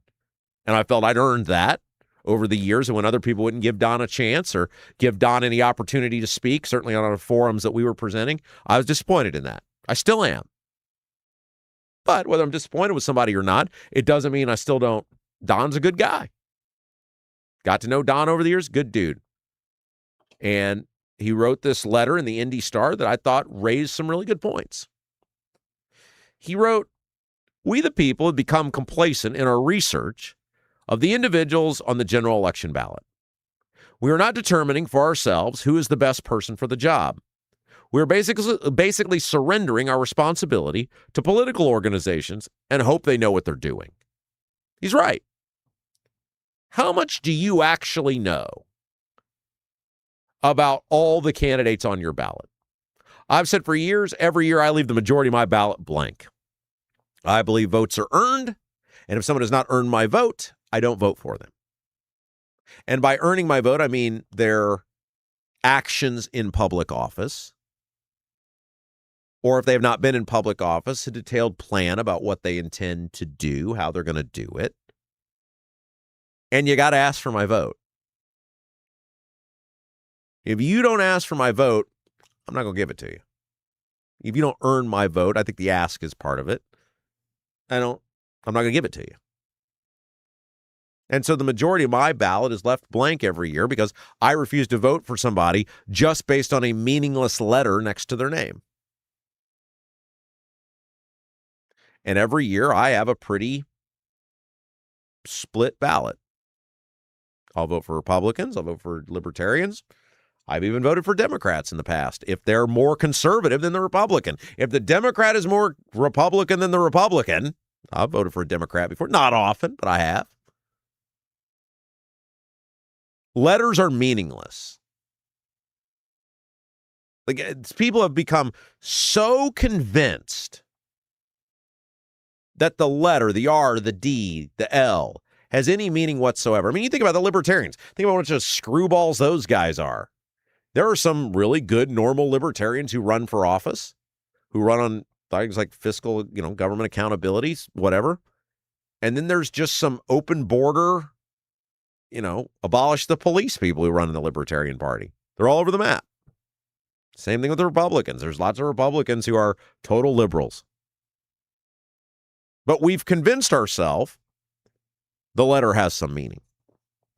Rainwater goes on to write, "When I vote for someone, I want to know what their policies and principles are, not the supposed policies and principles of the political party to which they belong." He's right. I mean, the one time I was a delegate, the one time I ran, went to the convention, and one of the major reasons I want to be a delegate is the party platform. I was still naive to how the whole thing worked. But man, if I'm going to get have some sway over the party platform, that'll force Republicans to be more accountable, force Republicans to be more conservative, force Republicans to be more liberty-oriented. And then you kind of go through the process and you realize these people don't pay any attention to the party platform. They don't care what it says. They just do whatever they want. He's right. The principles of the party mean nothing because no one holds the people accountable who don't adhere to the principles. As a matter of fact, I want to vote for someone who will safeguard my unalienable rights, not the agenda of the political machine to which they are beholden. So it's an interesting question. Do you think voting would get better or worse if you didn't know anyone's party affiliation? Part of me thinks hopefully it would make us better because people would have to learn about the candidates. But then I see the school board elections. And that's the one where you don't have to declare a party affiliation. And that's the one where all the liberals get elected in Republican communities. Although the Republicans don't really do much to stop them. So what does that say about the Republicans? I don't know. I think that's something good for the YouTube chat, which will be coming up here in just a little bit, brought to you by Black Sheep Plumbing. What do you guys think? Let Jason know. Good topic of conversation. The Founding Fathers warned us about political parties, the dangers of political parties. Do you think voting would get better or worse if nobody had to declare a party affiliation and you actually had to learn about the candidates? I see it's 11:02. That means it's the third hour. And the third hour here on the Rob Kendall Show, made possible, brought to you by the great John Rust. And speaking of John Rust, he's having a big old party at his palatial Rust estate in Seymour on Saturday, October the 3rd. Costs nothing to attend. You can come hang out with me, with Jason. whole bunch. I've seen the numbers already of Rob Kendall Show listeners. It's totally free to attend. Patriotic music, antique car show, lunch catered by Double D's. I'm going to be giving a speech on how great the country is. Birthday cake for Jason's birthday and a whole bunch more. And by the way, Oktoberfest is going on down there in Seymour, same day. So after John's event, head over to that. That's always a great time. Totally free to attend. Food, cake, all on the house. All John needs to know is how many people are coming. So make sure to get your RSVP. And we're getting close to 100 Rob Kendall Show listeners already. My goal is to get this thing to 200 by the time we're all said and done. Because John's got his own people that come and have come to this thing for years. We're just adding on. rustforamerica@gmail.com. rustforamerica@gmail.com. That's where you send your email to RSVP. Just let John know how many of you fine and fabulous individuals are coming, how many people are coming with you, so he knows how much food to order from Double D's.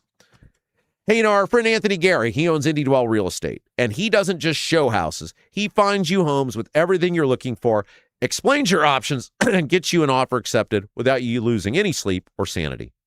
Anthony is an expert negotiator, ready to help you achieve your real estate goals. Put his expert buying strategy to work for you. That's what you need. An advocate, a fighter, and Anthony, he is a smart dude. I've gotten to know him over the past year, and he is on it. He is on it, and he would like to be on it for you. Anthony Gary, Indy Dwell Real Estate, one of the fabulous people who's made a great commitment to the Rob Kendall Show. Even if you don't need to buy or sell your house, it really helps us when you call these sponsors. Thank them for supporting the Rob Kendall Show. 317-756-1159. 317-756-1159. Did you guys see this story about Sophie Cunningham? This is a wild story. And it is amazing to me how the WNBA is so politicized, so infested by radical leftists, that they want to destroy any opportunity to long-term grow the product. Look, the WNBA has seen immense growth over the past 3 years. It is not the WNBA. It is Caitlin Clark.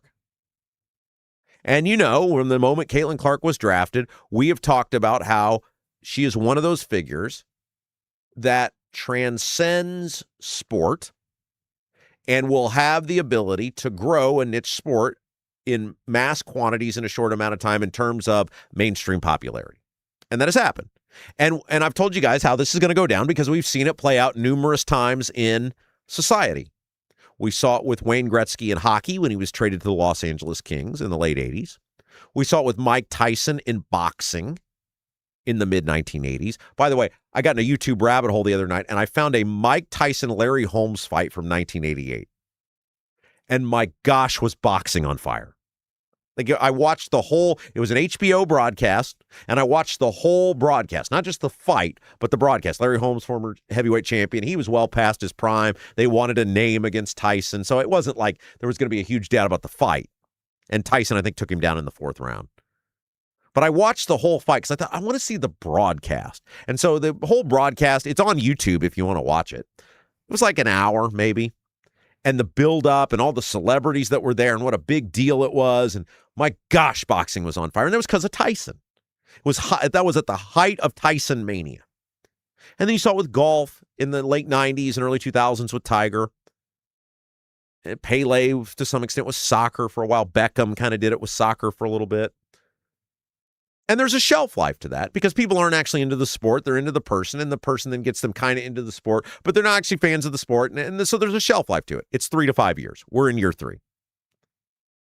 And the WNBA, hockey did a great job of getting more out of it because they got the movie out of it. The Gretzky popularity of hockey got the Mighty Ducks movie, which gave them a few more years. Remember the Mighty Ducks became so popular, they actually got a legitimate NHL team called the Mighty Ducks. And so hockey was kind of an anomaly because it was able to use Hollywood to enhance itself. But you look at the shelf life traditionally of these niche sports who get players who transcend the sport, mainstream popularity, you get 3 to 5 years. Tiger Mania was like 97 through the early 2000s, probably 2002, the Tiger Slam.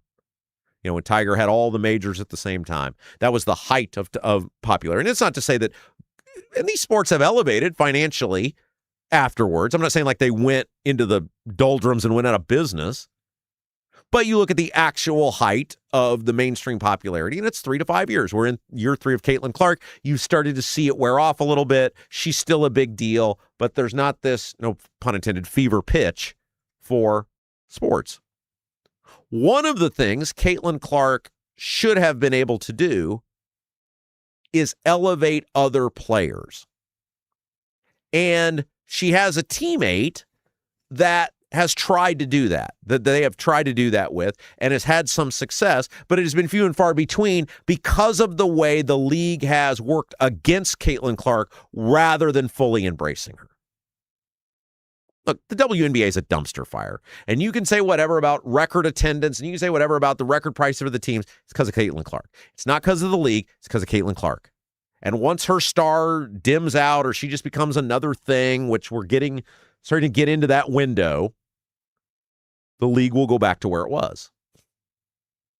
And they have done a horrible job of not elevating other players to superstar level to keep that train rolling. It's why the other sports, the popularity dims. There's nobody else like them. There was no other Gretzky. No matter how good the other players were, they weren't Gretzky. He was literally called the Great One. And then you'd seen it, and you'd seen it in person. Same thing with Tiger. There's lots of great golfers. There'll never be another Tiger Woods. There will never be another Tiger Woods. And Tiger Woods was black, which was an anomaly for golf and all the other stuff. Same thing with Tyson. Tyson wasn't a great boxer, but you thought some guy could die in the ring with any fight. There's not another guy out there like that, and there hasn't been. And even things like pro wrestling. You look at the spurts of pro wrestling. Hulk Hogan in the 80s. Right? And Hulk Hogan gets old, and then wrestling has this huge down period. It comes back in the 90s with The Rock, Stone Cold. Those guys transcended, especially The Rock, wrestling, and people wanted to see it. And then that got old, and those guys left, and now wrestling is just Cirque du Soleil. It's Disney on Ice. It's, there's never been fewer people watching pro wrestling. They're making a lot of money because the people pay a huge premium. They got the big corporate sponsors. Never been fewer people watching pro wrestling.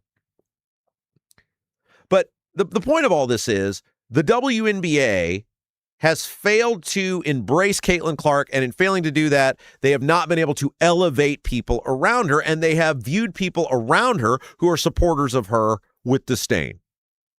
And the most likely person they could have elevated into a megastar, and she may do it on her own, is Sophie Cunningham. Because she's good looking. Now, Sophie Cunningham's had some work, it appears. Some of the old photos aren't like the new photos, but it doesn't matter. It's where we are now. She's got a good personality. She's fun. I don't even know if she's a good player. Jason, you watch all the games. Is she good? Yeah. Okay. Well, I'll allow you to comment on it later. You do the YouTube channel you want. I'll do the show how I want. How about that? Very good? Okay. And so Sophie Cunningham has developed her own following, and I think in large part it was the exposure she got because of Caitlin Clark. And Sophie Cunningham recently came out and said the obvious. Men should not play women's sports. Girls should play girls' sports. Boys should play boys' sports. Everybody has their own sports. There's clear biological differences. You stay in yours, we stay in ours. She wasn't mean about it. She wasn't super political about it. She wasn't wearing a MAGA hat while she said it. She got asked, she answered the question. And of course, and this is why athletes don't answer questions, we all bitch about, well, they weren't forthcoming, they weren't this or that, because then they do, and then they get treated like this.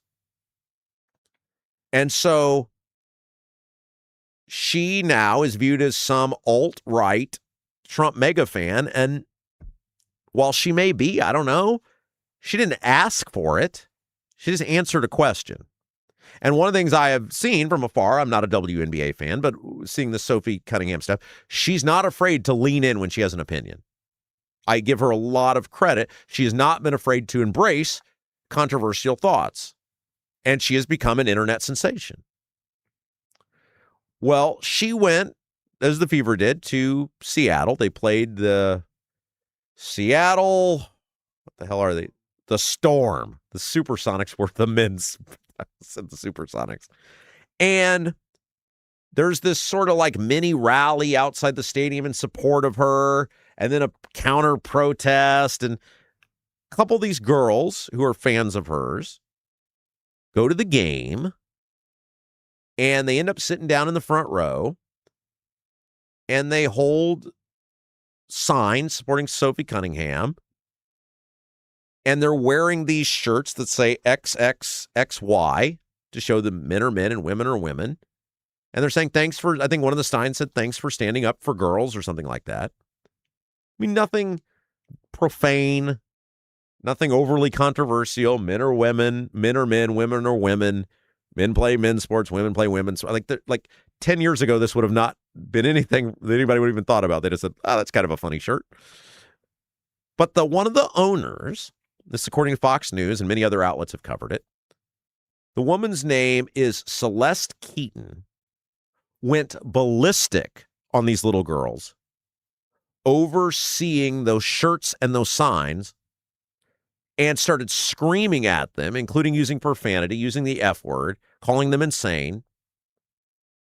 And now the owner, Celeste Keaton, or one of the owners, has been suspended from has been fined and suspended from attending the team's next 5 home games. That's an owner, guys. Not another player, not a fan. And these are girls. These aren't even women. They're girls. Unbelievably erratic, unhinged behavior from someone who owns or is part owner in a pro sports franchise. Storm owner Ginny Gilder issued a statement Wednesday apologizing for the co-owner's comments during the game. Quote, we are aware one of our co-owners made comments to 2 fans in attendance at last night's game. We apologize that this happened. Everyone who attends a Storm game deserves to feel welcome and remain committed to creating an inclusive environment where every fan is treated with respect. I mean, these kids were getting harassed by players, allegedly, obviously by the owner, by fans. The Storm players, according to Fox News, an independent journalist went with them to the game, said that the players were making mocking gestures towards them. These girls are like kids. I mean, teenagers.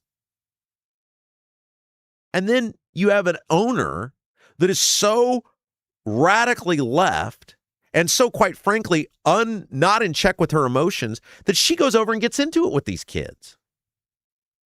They were giving them the thumbs down, like to their faces, the journalist said. And the owner went up to them and yelled at them that they were effing insane. Had this been any other fan under any other circumstance who swore at and called some teenage girls effing insane until they cried, they would have been ejected. He's right. The journalist is right. Right. Caused the girls to break down in tears. I look over at halftime and she's sobbing. The journalist is saying about one of the girls. They were so excited for those seats, like once in a lifetime opportunity to see some of their favorite players. They stayed up the night before the game making signs. And any of you people who have kids, you know that going to a ball game to see their favorite player is a huge deal. It's not even the game itself, it's the anticipation. And the Seattle fans ruined this for these kids. Fever kicked their ass by like 30 points. Oh, Jason said the Fever won the game easily, so that's great. Good for them. What are we doing? And what is this league doing? That you're taking your most marketable assets in Caitlin Clark and now Sophie Cunningham, who you should be just ecstatic over their existence, ecstatic over their elevation, ecstatic over their publicity, ecstatic over their marketing opportunities, and you are just completely hostile to them. It's a league where the political bloodlust, the political insanity is so great that they are willing to destroy their most marketable, most important assets over their politics. And you know what one of the problems with the WNBA is that it even exists to begin with because it's been a charity case for years. The WNBA pre-Caitlin Clark had lost money over and over and over again, and it was propped up by as essentially as a charity case, primarily by NBA owners who wouldn't let the league go under. And these players never had to put a product out that turned a profit. They never had to make money. They never had to market themselves, engage with the fans, engage with the public, put something out that people wanted to see because they were always backed up by a handout. And like in any other capacity of life, if you don't have to earn something, you're not going to appreciate it. And these players do not appreciate anything they have. That is abundantly clear. They're not thankful for it. They don't appreciate it. They haven't had to earn it.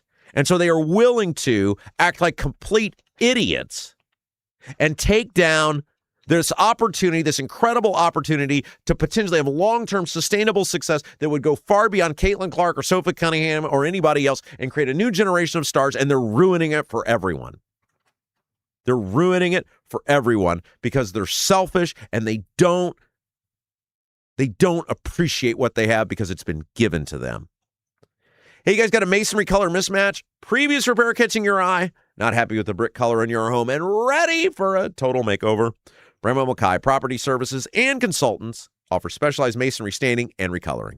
Whether you want to seamlessly blend repairs or completely transform your home's exterior, want to build something new? Bramwell Mackay's 40-year master masons design and construct custom patios, sidewalks, outdoor summer kitchens, archways, entryways, and more.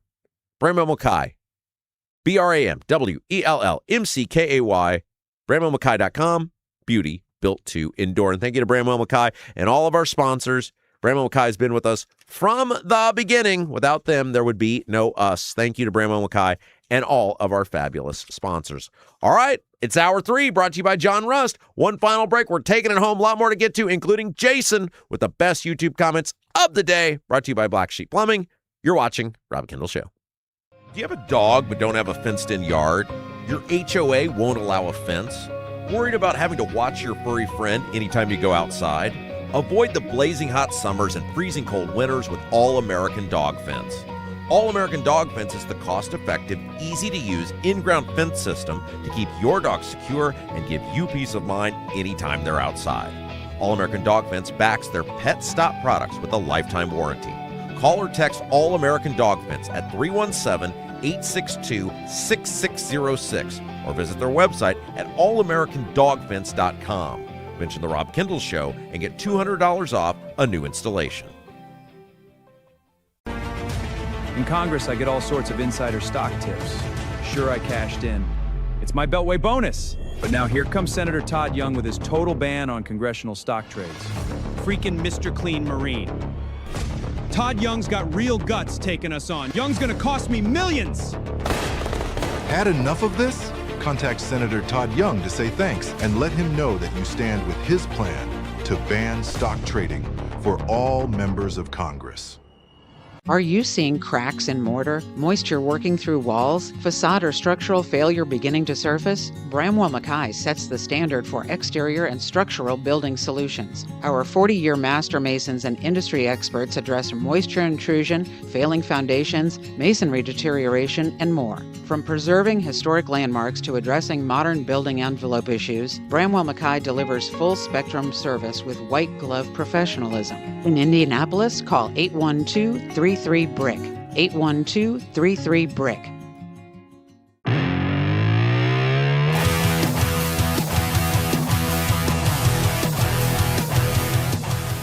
Welcome back. It is the Rob Kendall Show. You guys are awesome. Thank you so much for joining us. Hour 3 brought to you by John Rust. You guys are amazing. If you haven't done so yet, you can really help us out. Hit that thumbs up button. Like, share, subscribe. Get the word out. And with that, it is time for us to make you the star of the program. We do this every day. YouTube chat brought to you by Black Sheep Plumbing. Explain to you how it works. Don't forget, all you have to do to be a part of our YouTube chat community, along with hundreds of other Rob Kendall Show viewers, listeners, etc., is be a subscriber. Hit that subscribe button. Bam, you're in. We don't have many rules. You just got to behave by a member, like a member of decent society. You don't have to like me, be critical of me, but you do have to. You can't take over the chat. You got to make it a welcoming environment where everybody, don't make it like a Seattle Storm game. Make it like And then boom. And then at the end of each show, Jason brings you the best YouTube comments of the day, brought to you by Black Sheep Plumbing. Hello, Rob. Welcome. How we doing? All right.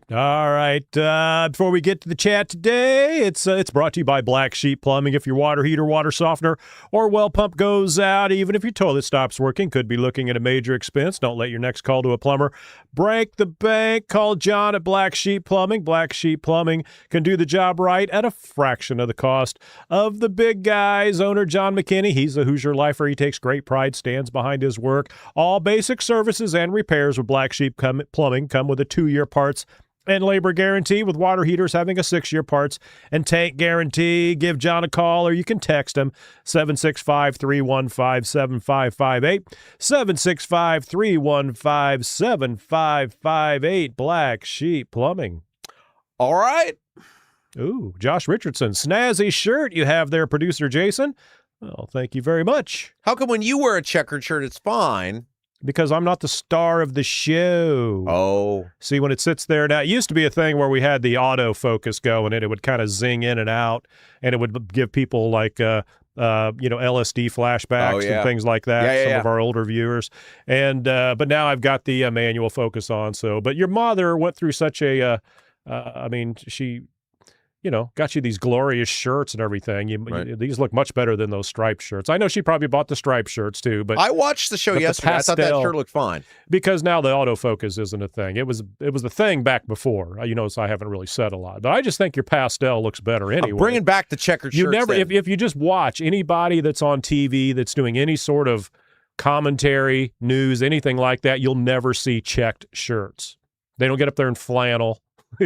Things like that, or the tight checks, because it screws up the I've told you that a few times, but that's okay. Can I just make a convert? You go ahead, Rob. We'll give you a moment. Just about. Remember the thing Billy Joel talked about competency yesterday? You remember that? We played that clip about him saying, "I'm not that great at anything. I'm just competent at everything, and nobody else is competent at anything." Can I just explain the lack of competency I've dealt with over the past couple of days? Sure. Make me feel better. Sure. Doesn't involve me, does it? No. Okay, then go ahead. No. So my mom calls me on Saturday and says, my internet's not working. And said, okay, we'll get it figured out. Maybe it'll come back on. Maybe it's out, blah, blah, blah. So, next day comes, nothing happens. So I go over there. She said she called, and they were trying to tell her that her internet was too slow. And I was like, your internet is too slow. You had the same internet for 4 years, right? Like there's no way just you woke up one day and it's too slow. Like that's not how this works. There's clearly something wrong. They said there's nothing wrong. I said, I guarantee you there's something wrong. They were trying to sell her this faster internet. I was like, you don't need faster internet. Your internet's fine. Slowed her down, yeah. So I said, I'm coming over. So I come over, I start playing with it. I call over, call the thing. They immediately go, yeah, it's the box.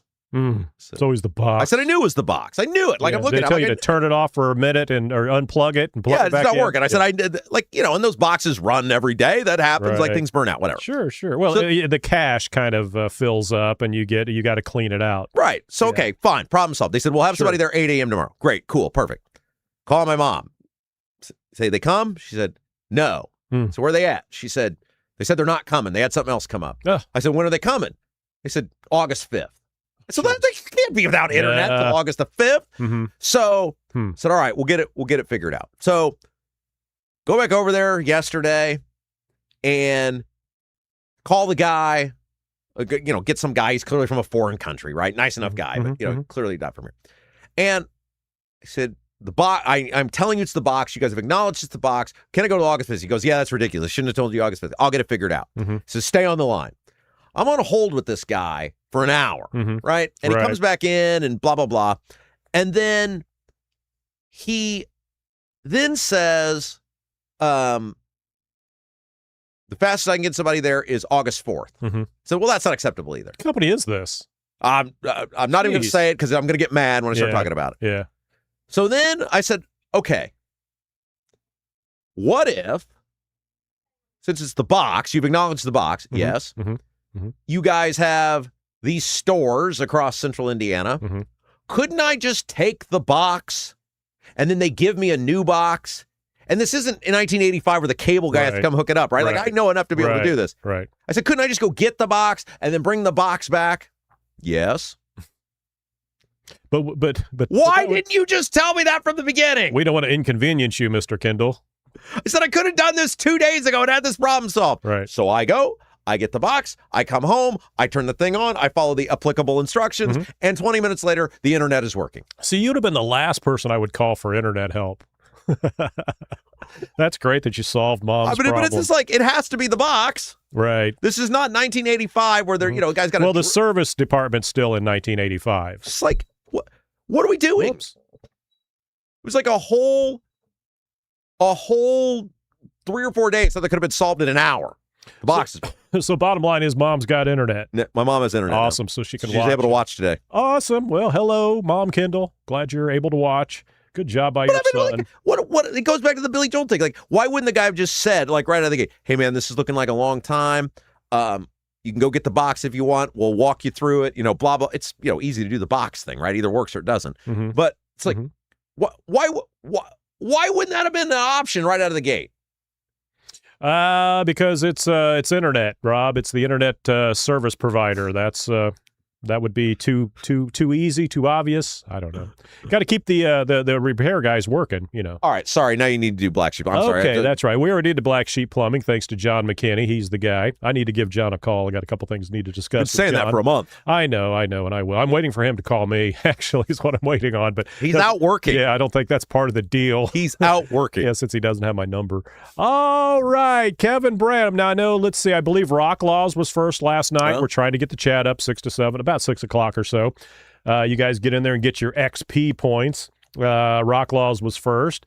This morning, it kind of went into, I know MLM Warriors was in there around 3 or 4 o'clock again. Other people couldn't sleep, so they were hopping up into the chat 4 and 5 o'clock in the morning. But what I got here is Kevin Branham. Good morning, Rob and Jason. Yeah. So, Kevin, you're officially first for this morning. Okay, no, wait. I want to say something, though, because you were insulting my technological skills. I wasn't insulting it. I just said you'd be the last person I would call to ever fix I've gotten much better because my wife, is in the field. Oh. So, I'm around it all the time. Oh, she explains it to you, or she just knock you out of the way and just let me do that? Well, I started having to learn because I was getting embarrassed that she would always just do that, like get out of my way. Like, I never embarrassed you that I always did that. Well, but not married to you. Yeah. Thank God. All right. That's why we get along so well. All right. Let's continue on. Tom Heller. 9 to noon is both the best part of my morning and when I get to be upset, and it leaves you with enough time in the day to do something about it. There you go. Thank you. All right. Likes the 9 to noon. Josh Richardson, seriously, this has to be one of the most informed audiences out there. The treasure trove of information we receive daily is unmatched. Bucko 707. Morning, all. Another beautiful sunny day. I'm going to have to fight emotions that I have for Fauci. Ethan Hatcher at Bucko 707. Be mad at Trump, who said he fully intends to honor Joe Biden's autopin pardons. The tangerine dream keeps letting us down. Debbie Holcomb at Josh. Exactly. Scary thought that there is more sinister stuff in the diary. The bad cupcake. Terrible stripper name. Good morning, awesome chatters. Hope everyone has an excellent day. We're so close to Friday. Also, Fauci is absolute trash. Yes. All right. Spray jockey, I don't know who is worse, Fauci or the people defending him. Isn't that wild that there's people that still, it goes back to the politics and what the politics being a dominant, the dominant force in American society where no matter what, our guy's got to be defended. And it's like crazy. People were still defending Fauci. They caught him lying red-handed. Oh, it's fine. Josh Richardson literally made up 6 feet. Yeah, that 6 feet rule. Oh, yeah. So that was very scientific there. Spray jockey, we knew that was made up for years. Old man 68, I knew that Rob would come out with his guns a-blazing this morning. Other people, by the way, commenting on your shirt. It's yellow. Yellow for the win. Debbie was the one who picked yellow for the shirt. Yes. Yes, and Spray Jockey. Too bad Jason deleted my guess from last night. I don't delete anything. I sometimes put people in timeout. Had to put somebody in timeout today. Okay, so it's usually the new people. Well, let's explain that. Yeah. It's not whether you disagree with me or not. No, you can disagree with other chatters. That's not like a guy was like Richard Ryan. Fauci is not evil. Fauci was just an advisor. I don't blame him one bit. I wouldn't say anything either. And all that stuff was fine, but he was rambling and going on. And the first time in the chat, sometimes you have to pull back a little bit because this is not a Facebook thing where you can just come on and just start bitching and yelling and screaming and like forcing your opinions in. You gotta participate in the chat. It's a community. And a lot of times they're trying to bait other people into an argument, which is what you do on Facebook. I do it all the time. I know it. I mean, I don't blame any. That's the way we've been trained and all that. But this is our chat, so we can do what the hell we want to do with it, and we're not going to have people coming in screaming and yelling. Even though there's no way that you could also say that everybody here is in lockstep with the Republican Party. I mean, the whole point of this show is to show the hypocrisy of Republicans and things. So that kind of, I hope, explains the chat where you can come in. You definitely do not have to agree with Rob. I don't agree with Rob a lot of the times. I mean, that's my mom doesn't agree with Rob a lot of the times, but that's not the point. The point is, we're not going to have, if you have people yelling and arguing in the chat, it runs other people off because it's like, well, this is not a place that I really want to come and hang out. So that's why we do it. But I didn't delete him. I'm just read his comments or what have you. But I do have to slow people down every now and then, like a little 5-minute, That's right. just hang tight, just relax, and you can come back in 5 minutes and let's continue. I do that with my kid all the time. Yeah, there you go. You gotta just calm down. I'm not comparing people to children either, anything like that. I'm just saying it's our chat, so we can do what we want. I mean, we love that everybody participates. It's my understanding we're way more open than other people might be. People's chats might be. I've never, ever deleted a chat or a comment because somebody disagreed with somebody else or disagreed with you. Right. Otherwise, the whole chat would be out of there half the time. Right. So that's not the case. So hopefully that's explained. I mean, people get their panties in a bunch and all that. It's just like, just roll with it. All right, continuing on. Spray Jockey. Nope, let's not do that. Let's continue on. Okay, we'll pass up the Fauci stuff because it just kind of reiterates the back and forth on that, which is fine. Go in and read the chat. It's all there. I didn't delete any of it. All right, so here we go. Steve Green with an E. Good morning from Bardstown, Kentucky. Side quest day 1 in the books. Okay, having a little trip there. So begins day number 2. Just wanted to come in, say hi, smash the likes. You guys are great. Have a good day. Well, hopefully you're safe out there, Mr. Green with an E and Mrs. Green with an E. All right. Whoops. All right, here we go. Let's see, what else do we have? I wanted to get off the Fauci stuff because it's pretty much what you would expect. All right. Okay. Now, Tammy Franklin, I believe Tammy's been in the chat before, but not always. The entire government was testing society. It was a social experiment. I think that's hard to argue with. Mm-hmm. I mean, it's hard to know exactly. This is one of the things that's so frustrating. It's hard to know exactly what it was because they won't be honest on where it actually came from. Mm-hmm. Where did it eminate out of? I mean, I think we know it was in that and lab. why is that even a thing? Why is that so controversial? Why can't it be from a wet market? Why can't it be from a lab? Why can't we just say this is where it came from and oops, we're not going to do that again? Well, because I think there's a whole bunch of people who think it was deliberately unleashed, that it wasn't even if it came out of a lab, that it was accidental. I am still of the belief that it was deliberately released to quell the protests in Hong Kong, because those people in Hong Kong were about to take over, and that you've never heard another word out of that afterwards. Now, I could be wrong, but it was way more valid of a theory. It has been proven to be way more valid of a theory than the wet market stuff. So. All right, let's see. So there we go. Ethan Hatcher, I wish Rand Paul had won the presidential primary in 2016 and went on to become POTUS. Do you remember that? There was a huge buzz, and nobody remembers it now because he did so poorly and Trump did so well. There was a huge buzz when they started about Rand Paul. It was Trump, it was Cruz, and Rand Paul were like the three big ones because all the libertarian Republicans were like, Paul's going to show everybody what's up. And he got depantsed by Trump in that first debate. Like, he was a total wimp and got run over, and you never heard from him ever again. You got to be a man. All right. Look, I don't know who needs to hear this, but if you're fighting for a job, okay, there's somebody out there that needs to hear this. If you're fighting for a job and another guy who wants your job is on the set with you and he starts trying to big time you, you don't let it happen. The person who needs to hear this right now knows who they are. You fight back. If that person wants your job, you don't let them big time you. You don't let them boss you around. You don't let them shut you down because they don't give a damn about you. You gotta fight. That person who needs to hear that knows who they are. Robert Schwartz, and after all this outrage and posturing over what has happened 6 to 8 years ago, are we going to vote for all the same team that keeps the status quo? Seems like we have. I think nobody changes their votes. I mean, come on. VVGC. The payouts during COVID were ridiculous. The extra $600 for those that got laid off, the loans to businesses that don't need a paycheck, that don't need to pay it back, government waste. Well, the government was the one that made those people stay home, so what were they supposed to do? See, that's something where it's like, yeah, the government caused this inflation, but the government also caused everybody to stay home. People just didn't say, oh, there's COVID out there, I'm going to quit my job and stay home and earn no income. So what were they to do when you were told, okay, you're a beautician? Well, you can't go to work. Okay. Well, you must have a husband that's got a job that he can work and pay your bills, right?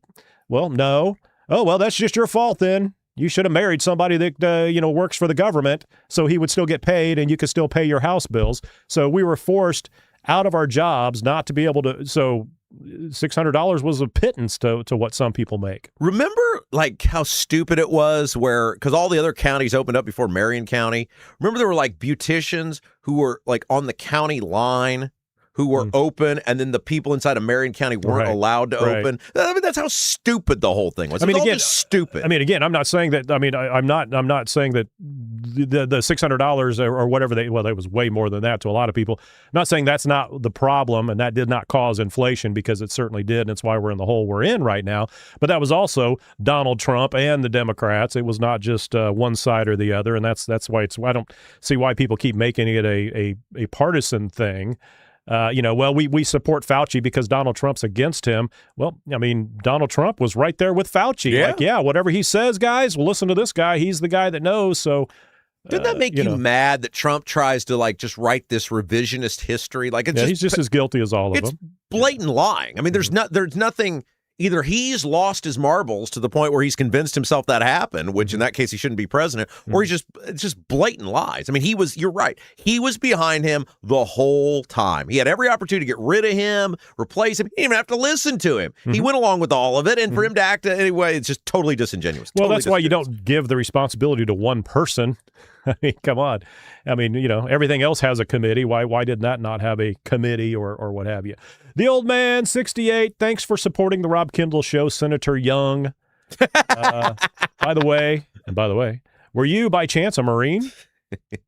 Just for the record, Todd did not pay for that ad. It is not Todd Young's ads. It's people supporting Todd Young that paid for the ad. Correct. They just know where the awesome audience is to advertise. That's right. Mad Duck. I always laugh about that when people try to mock what we're doing over here, and it's like, even Todd Young's people are like, so many people listen to this, and the right people listen to it. We'll run ads on your show. I'm saying Todd Young's people, like the people who support Todd Young. I mean, this is like, what further proof do you need? There's something about you getting a tattoo in the. I've never gotten a tattoo. No. They were, and then somebody mentioned. Driver Rob does not have the pain tolerance for needles in his skin. That is not true. Long. I had my ears pierced for many years. I think it's a lot different than having a tattoo. But I had those big ones, remember? I remember. Those hoopties? Yep. Yeah, I went big. Go big or go home. Yep. People would be floored if they actually... I'm not sure any pictures exist with them, but people would be floored. I had the earrings. I did. All right. Do you have earrings? You ever have earrings? I had one ear pierced. I mean, that was hip in the 80s. The one ear, right? Yeah, you had to do it. Yeah. Was it a stud? You didn't have a dangly, did you? No, I just had whatever you call it. I had a diamond or whatever. Yeah. No, I didn't have the dangling earrings, Rob. That well, a lot of dudes in the 80s did. What are you? No, I was not one of the dudes that had a dangling earring. Okay. All right.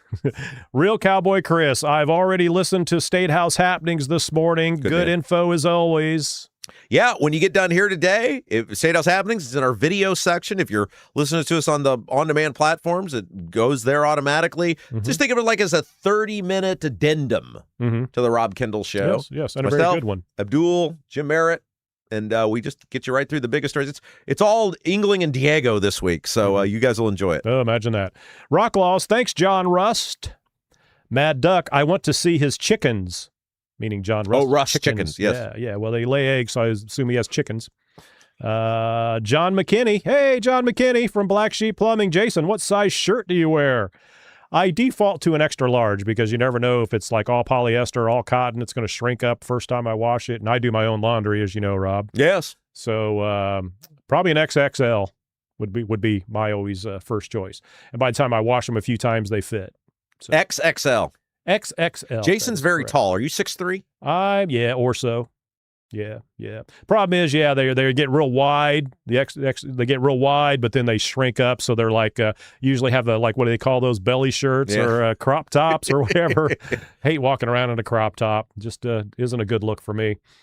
Joseph Norris, does anyone know when in history the last time was when a politician said they were sorry for anything? Yeah, that's a good point.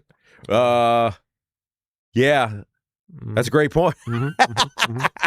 All right, Brandon Peterman. COVID taught all politicians they don't need to follow the law or Constitution because there are no repercussions for their actions. Yep, people pretty much line up. We all lined right up. Yep. Complained, but we lined right up and did it.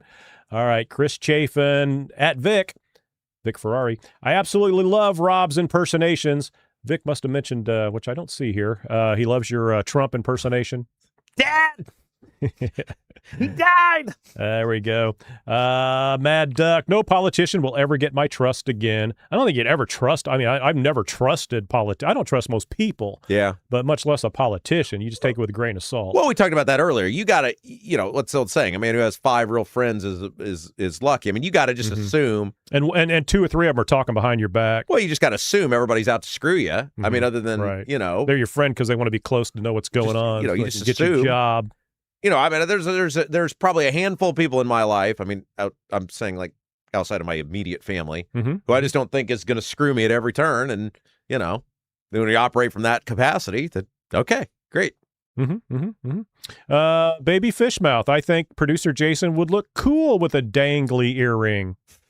Well, I just, the hole's been closed for, is it this side or is this side?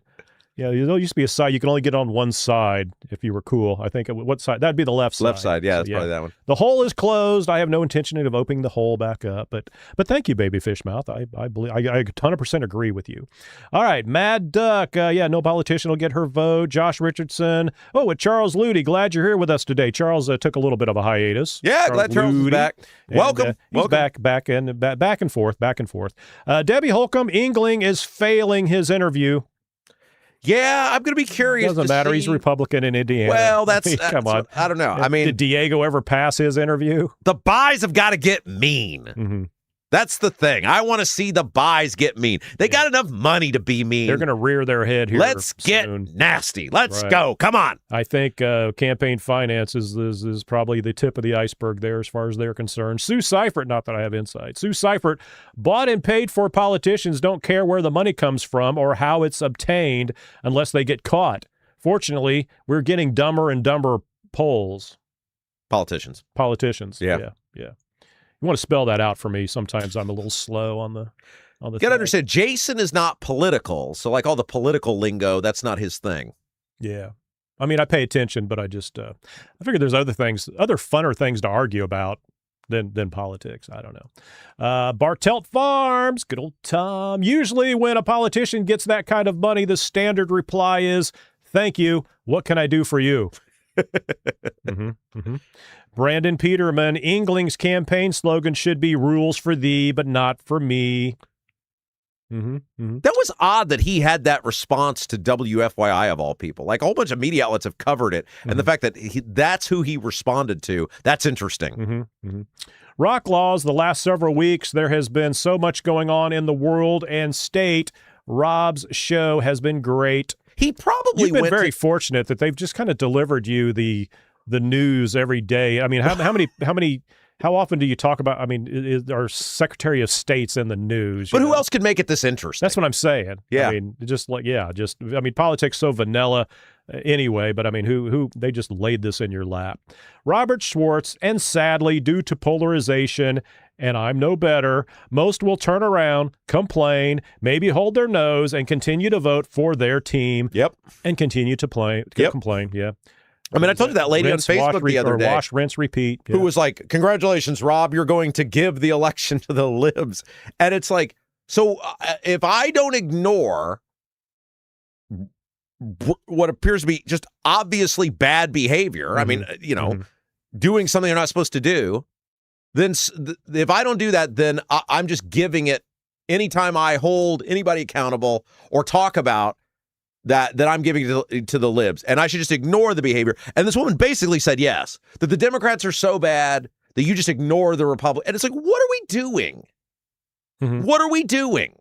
Where you're so wed to some meaningless letter, you know nothing about this guy. Nobody knows anything about this guy. And you're just supposed to let him do whatever he wants. Well, plus it's easy to judge like local politicians based on what the national politicians are doing, like the national Democrats. You know, everybody would say, well, they're socialists, they're communists. Not necessarily the case for Indiana Democrats, but they get lumped into the same basket. And on the other side, same thing with a lot of Republicans. Maybe before I ran, a lot of Republicans be like, well, we would have not wanted Kamala, we would not wanted all those other people running the country. So, Trump and everything. But then you look at the local Republicans, like, well, yeah, they're trash. Yeah, I agree with that. So, and one of the things about England, and if people ask you about this, this is obviously my perspective on it. There's a reason corporations can't give above $5,000, and that is that we have the right to know who's buying and selling our politicians. We know it's going to happen, but at least they've created a system where we have the right to know it. And corporations, it's very hard to track. It's impossible with these guys because they don't have to disclose their donors. But it's impossible with corporations because it's hard to track who gave the money to give to the politicians. Individuals can give unlimited money, I think, in the state of Indiana to politicians because you know it. Okay, this person gave X amount. You know it, all right? But the corporations, you don't know it, and that's why they put a limit on it. The limit is there by design. Breaking the limit is a big deal. Yeah, I'm not convinced there really even should be a limit. I mean, well, I don't have a problem with individuals not having limits. I do have an issue with the corporations. Well, it should all be reported, though. I mean, well, right. Certainly, but I don't know who gave to that corporation. See, I don't know that in this case, you have no idea where their money's emanating from. So it's important to be able to cap the amount of money they can give because you don't know who's giving it. See, I always came from the point of view I'd be more upset if I was working for a company or an organization that there was giving money to people I didn't agree with, but it was partially my money, like union dues and things like that, going for, a politician if you're not a Democrat, but most of it goes to the Democrats. I see, that's where, I'd be upset. But just if you're a business and, Kroger or whatever, and you want to give to a party, I mean, you should be able to give to the party. I see no problem with that. We don't hold people accountable. I mean, in other words, we need to hold the politicians accountable. Not necessarily how much money they're given by corporations. Like, well, they're going to do their bidding. Okay, well, you watch what they're doing is right. But in my opinion, but then we essentially don't. becomes because of the way corporations are structured. You don't know who gave that money to be able to give that money to the politician. That's why there's a limit on it. Individuals, you give the money. I see it. I know it. I don't have any problem with unlimited money going to politicians from individuals. Corporations, I can't track it though. And I have the right to track who's giving money to my politicians. Right. Again, it should be tracked, but also I think the biggest problem is the media on both sides picks a side, and then they will turn to, like the Fauci, they'll turn a blind eye to corruption. It's like, no, just point them all out, like what you do here. Point them all out, and people would have a different point of view, I think, on it. But because the media is the one that leads everybody by the nose on both sides, I mean, without question. Spray jockey, I really want some smoked wings. Mad Duck, I want brisket. Josh Richardson, going to Double D's this weekend. Can't wait. There we go. There you go. Spray Jockey, what are you getting at Double D's? Josh Richardson, I haven't decided yet. The brisket sounds great. You better get there early. Ribs, brisket, and more. You can get the full menu. DD, Here's a BBQ, question for Tina. Mad Duck, does Double D's have a sampler platter with a little bit of everything? Little bit of this, little bit of that. That You know would be who does? tasty. You know who does have the sampler platter? You want to make a whole day of it? Our friends out at Honeysuckle Hill Bistro. You can get the sampler platter out there. Bart Telt Farms, I have a trip to Indy scheduled next week, probably Wednesday. May have to take the scenic route home to check out the barbecue. I'd fully suggest that, Mr. Bartelt. All right, Lynn Hudson. Rob, you win the Internet Prize today for astutely pointing out that Diego Morales was willing to lose his office over his paid trip to India. I love the Rob Kendall Show. Thank you. All Like, shouldn't that tell you of how rotten it was? He was willing to go down rather than tell you who paid for that trip to India. That's unbelievable. All right, we're going to bang through a few of these. Here we go. Spray Jockey. Thank you, John, the Eggman Rust driver. 4562. Thank you, John Rust, for the third hour. Steve Green, Rust or with an E, Rust or Bust. Driver, thanks for Black Sheep in the chat as well. Mad Duck, what's the cutoff date for the RSVP for John's big party? Just get it in there, and then if you have to cancel later, I'm sure he'd understand. Yeah, I mean, can't you do somebody will eat double the food? September the 3rd or something? Right, You know, just, that's a month. Just go ahead and RSVP if you think you're going to be there. So my goal, and we're almost halfway there, is to get 200 Rob Kendall Show listeners, viewers to go. I told John initially, I said, we're going to get you 100. We're almost already there to that. So my goal now is 200 Rob Kendall Show listeners or viewers to RSVP. I just realized I didn't turn the light on there, so something's kind of, I don't know, I got this. Okay. Matt, okay, there we go. The old man, thanks for the third hour, John Rust. Josh Richardson, thank you, John Rust. Kenneth Eagle, John Rust is the man. Carl's Child, TK next. I don't know. No WNBA talk.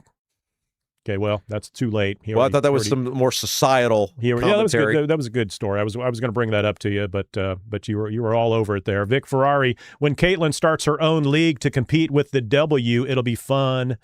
Ethan Hatcher, good on Sophie for deciding not to bow to the gender confusion mob. And then Vic Ferrari points out that Sophie did hit 3 for 3 on 3-pointers on Tuesday. Oh, good for her. Sophie's kind of she's turned into a 3-point marksman. I got you. Markswoman, whatever you call it. She's she can get them on a roll, kind of like old Reggie used to do. And let's see, although Carl's Child points out a good 9th grade boys team could beat the WNBA team. It's horrible basketball. You don't watch WNBA much, Carl, because they're very fast paced. And now maybe I don't watch the other teams, but when the Fever play, they're very fast paced. Nail a lot of threes, a lot of inside passing. I mean, they don't just stand out there and dribble and then take the 10-foot jumper. I mean, there's a lot of in-the-lane passing that goes on. So, no, a 9th grade team could not beat them. Old man 68, I still haven't figured out how trans men participating in women's sports doesn't interfere with Title IX. And again, we're not talking about biologically, the very, very small percentage of biologically different people. We're talking about men who just want to be women and stay, okay, I'm going to go be a woman. That's right. There's a big difference there. And so, I mean, just, psychologically and medically, there's a big difference there. I mean, again, we're not denying that there are people out there that have both, whatever. I don't know. I'm not up on all that. Keep going, man. I'm enjoying this conversation. There we go. All right. So, that'll we got to get to the points. Yeah, I want to see how far down the rabbit hole you go on that one. You're explaining biology to us. I can't wait to see where it goes. Biology, just don't. Yeah. All right, where are we at here? All right, so each day you get they tally up everybody's chatting points, people that participate. YouTube has some formula, and then you wrap up the program reading us the top 10 chatters of the day. I do, and today we had well over 50 chatters. It stops at 50, so I have no idea how many more there are, but well over 50. Nobody else doing that locally or a lot of national people aren't even doing that. So we start with number 10. That is the old man, 68 with 275 points. Also with 275 points, Debbie Holcomb and C. Mills. 300 points, the real Cowboy Chris, number 7. 350 points, number 6, Spray Jockey. Number 5, Kevin Branham with 425 points. Number 4, LM Warriors, 750 points. You can see the people that were in the chat overnight versus everybody else. MLM Warriors, 750 points at number 4. Josh Richardson, 800 points at number 3. Driver, 800 points at number 2. And number 1, the big winner, first one in the chat last night, Rock Laws, 900 points. We didn't break 1,000, but you guys are still all over it. We do appreciate it. That's why I get the what we do is we post the show, not the show, but the what would you say, the preview for the show, for the live show, around 6 o'clock or so in the evening. So you can get on there. Y'all can talk. They get on there. They talk about Double D's. They talk about what they have for dinner. They talk about Rob's shirt color and politics and other things as well. But if you're bored and you want to get on there and chat with some folks and not argue, you can go on to our chat, and we do appreciate it. That's going to do it for me for today. Brought to you by Black Sheep Plumbing. John, give me a call. Actually, I should probably give John a call. All right, guys. We'll see you tomorrow. So long.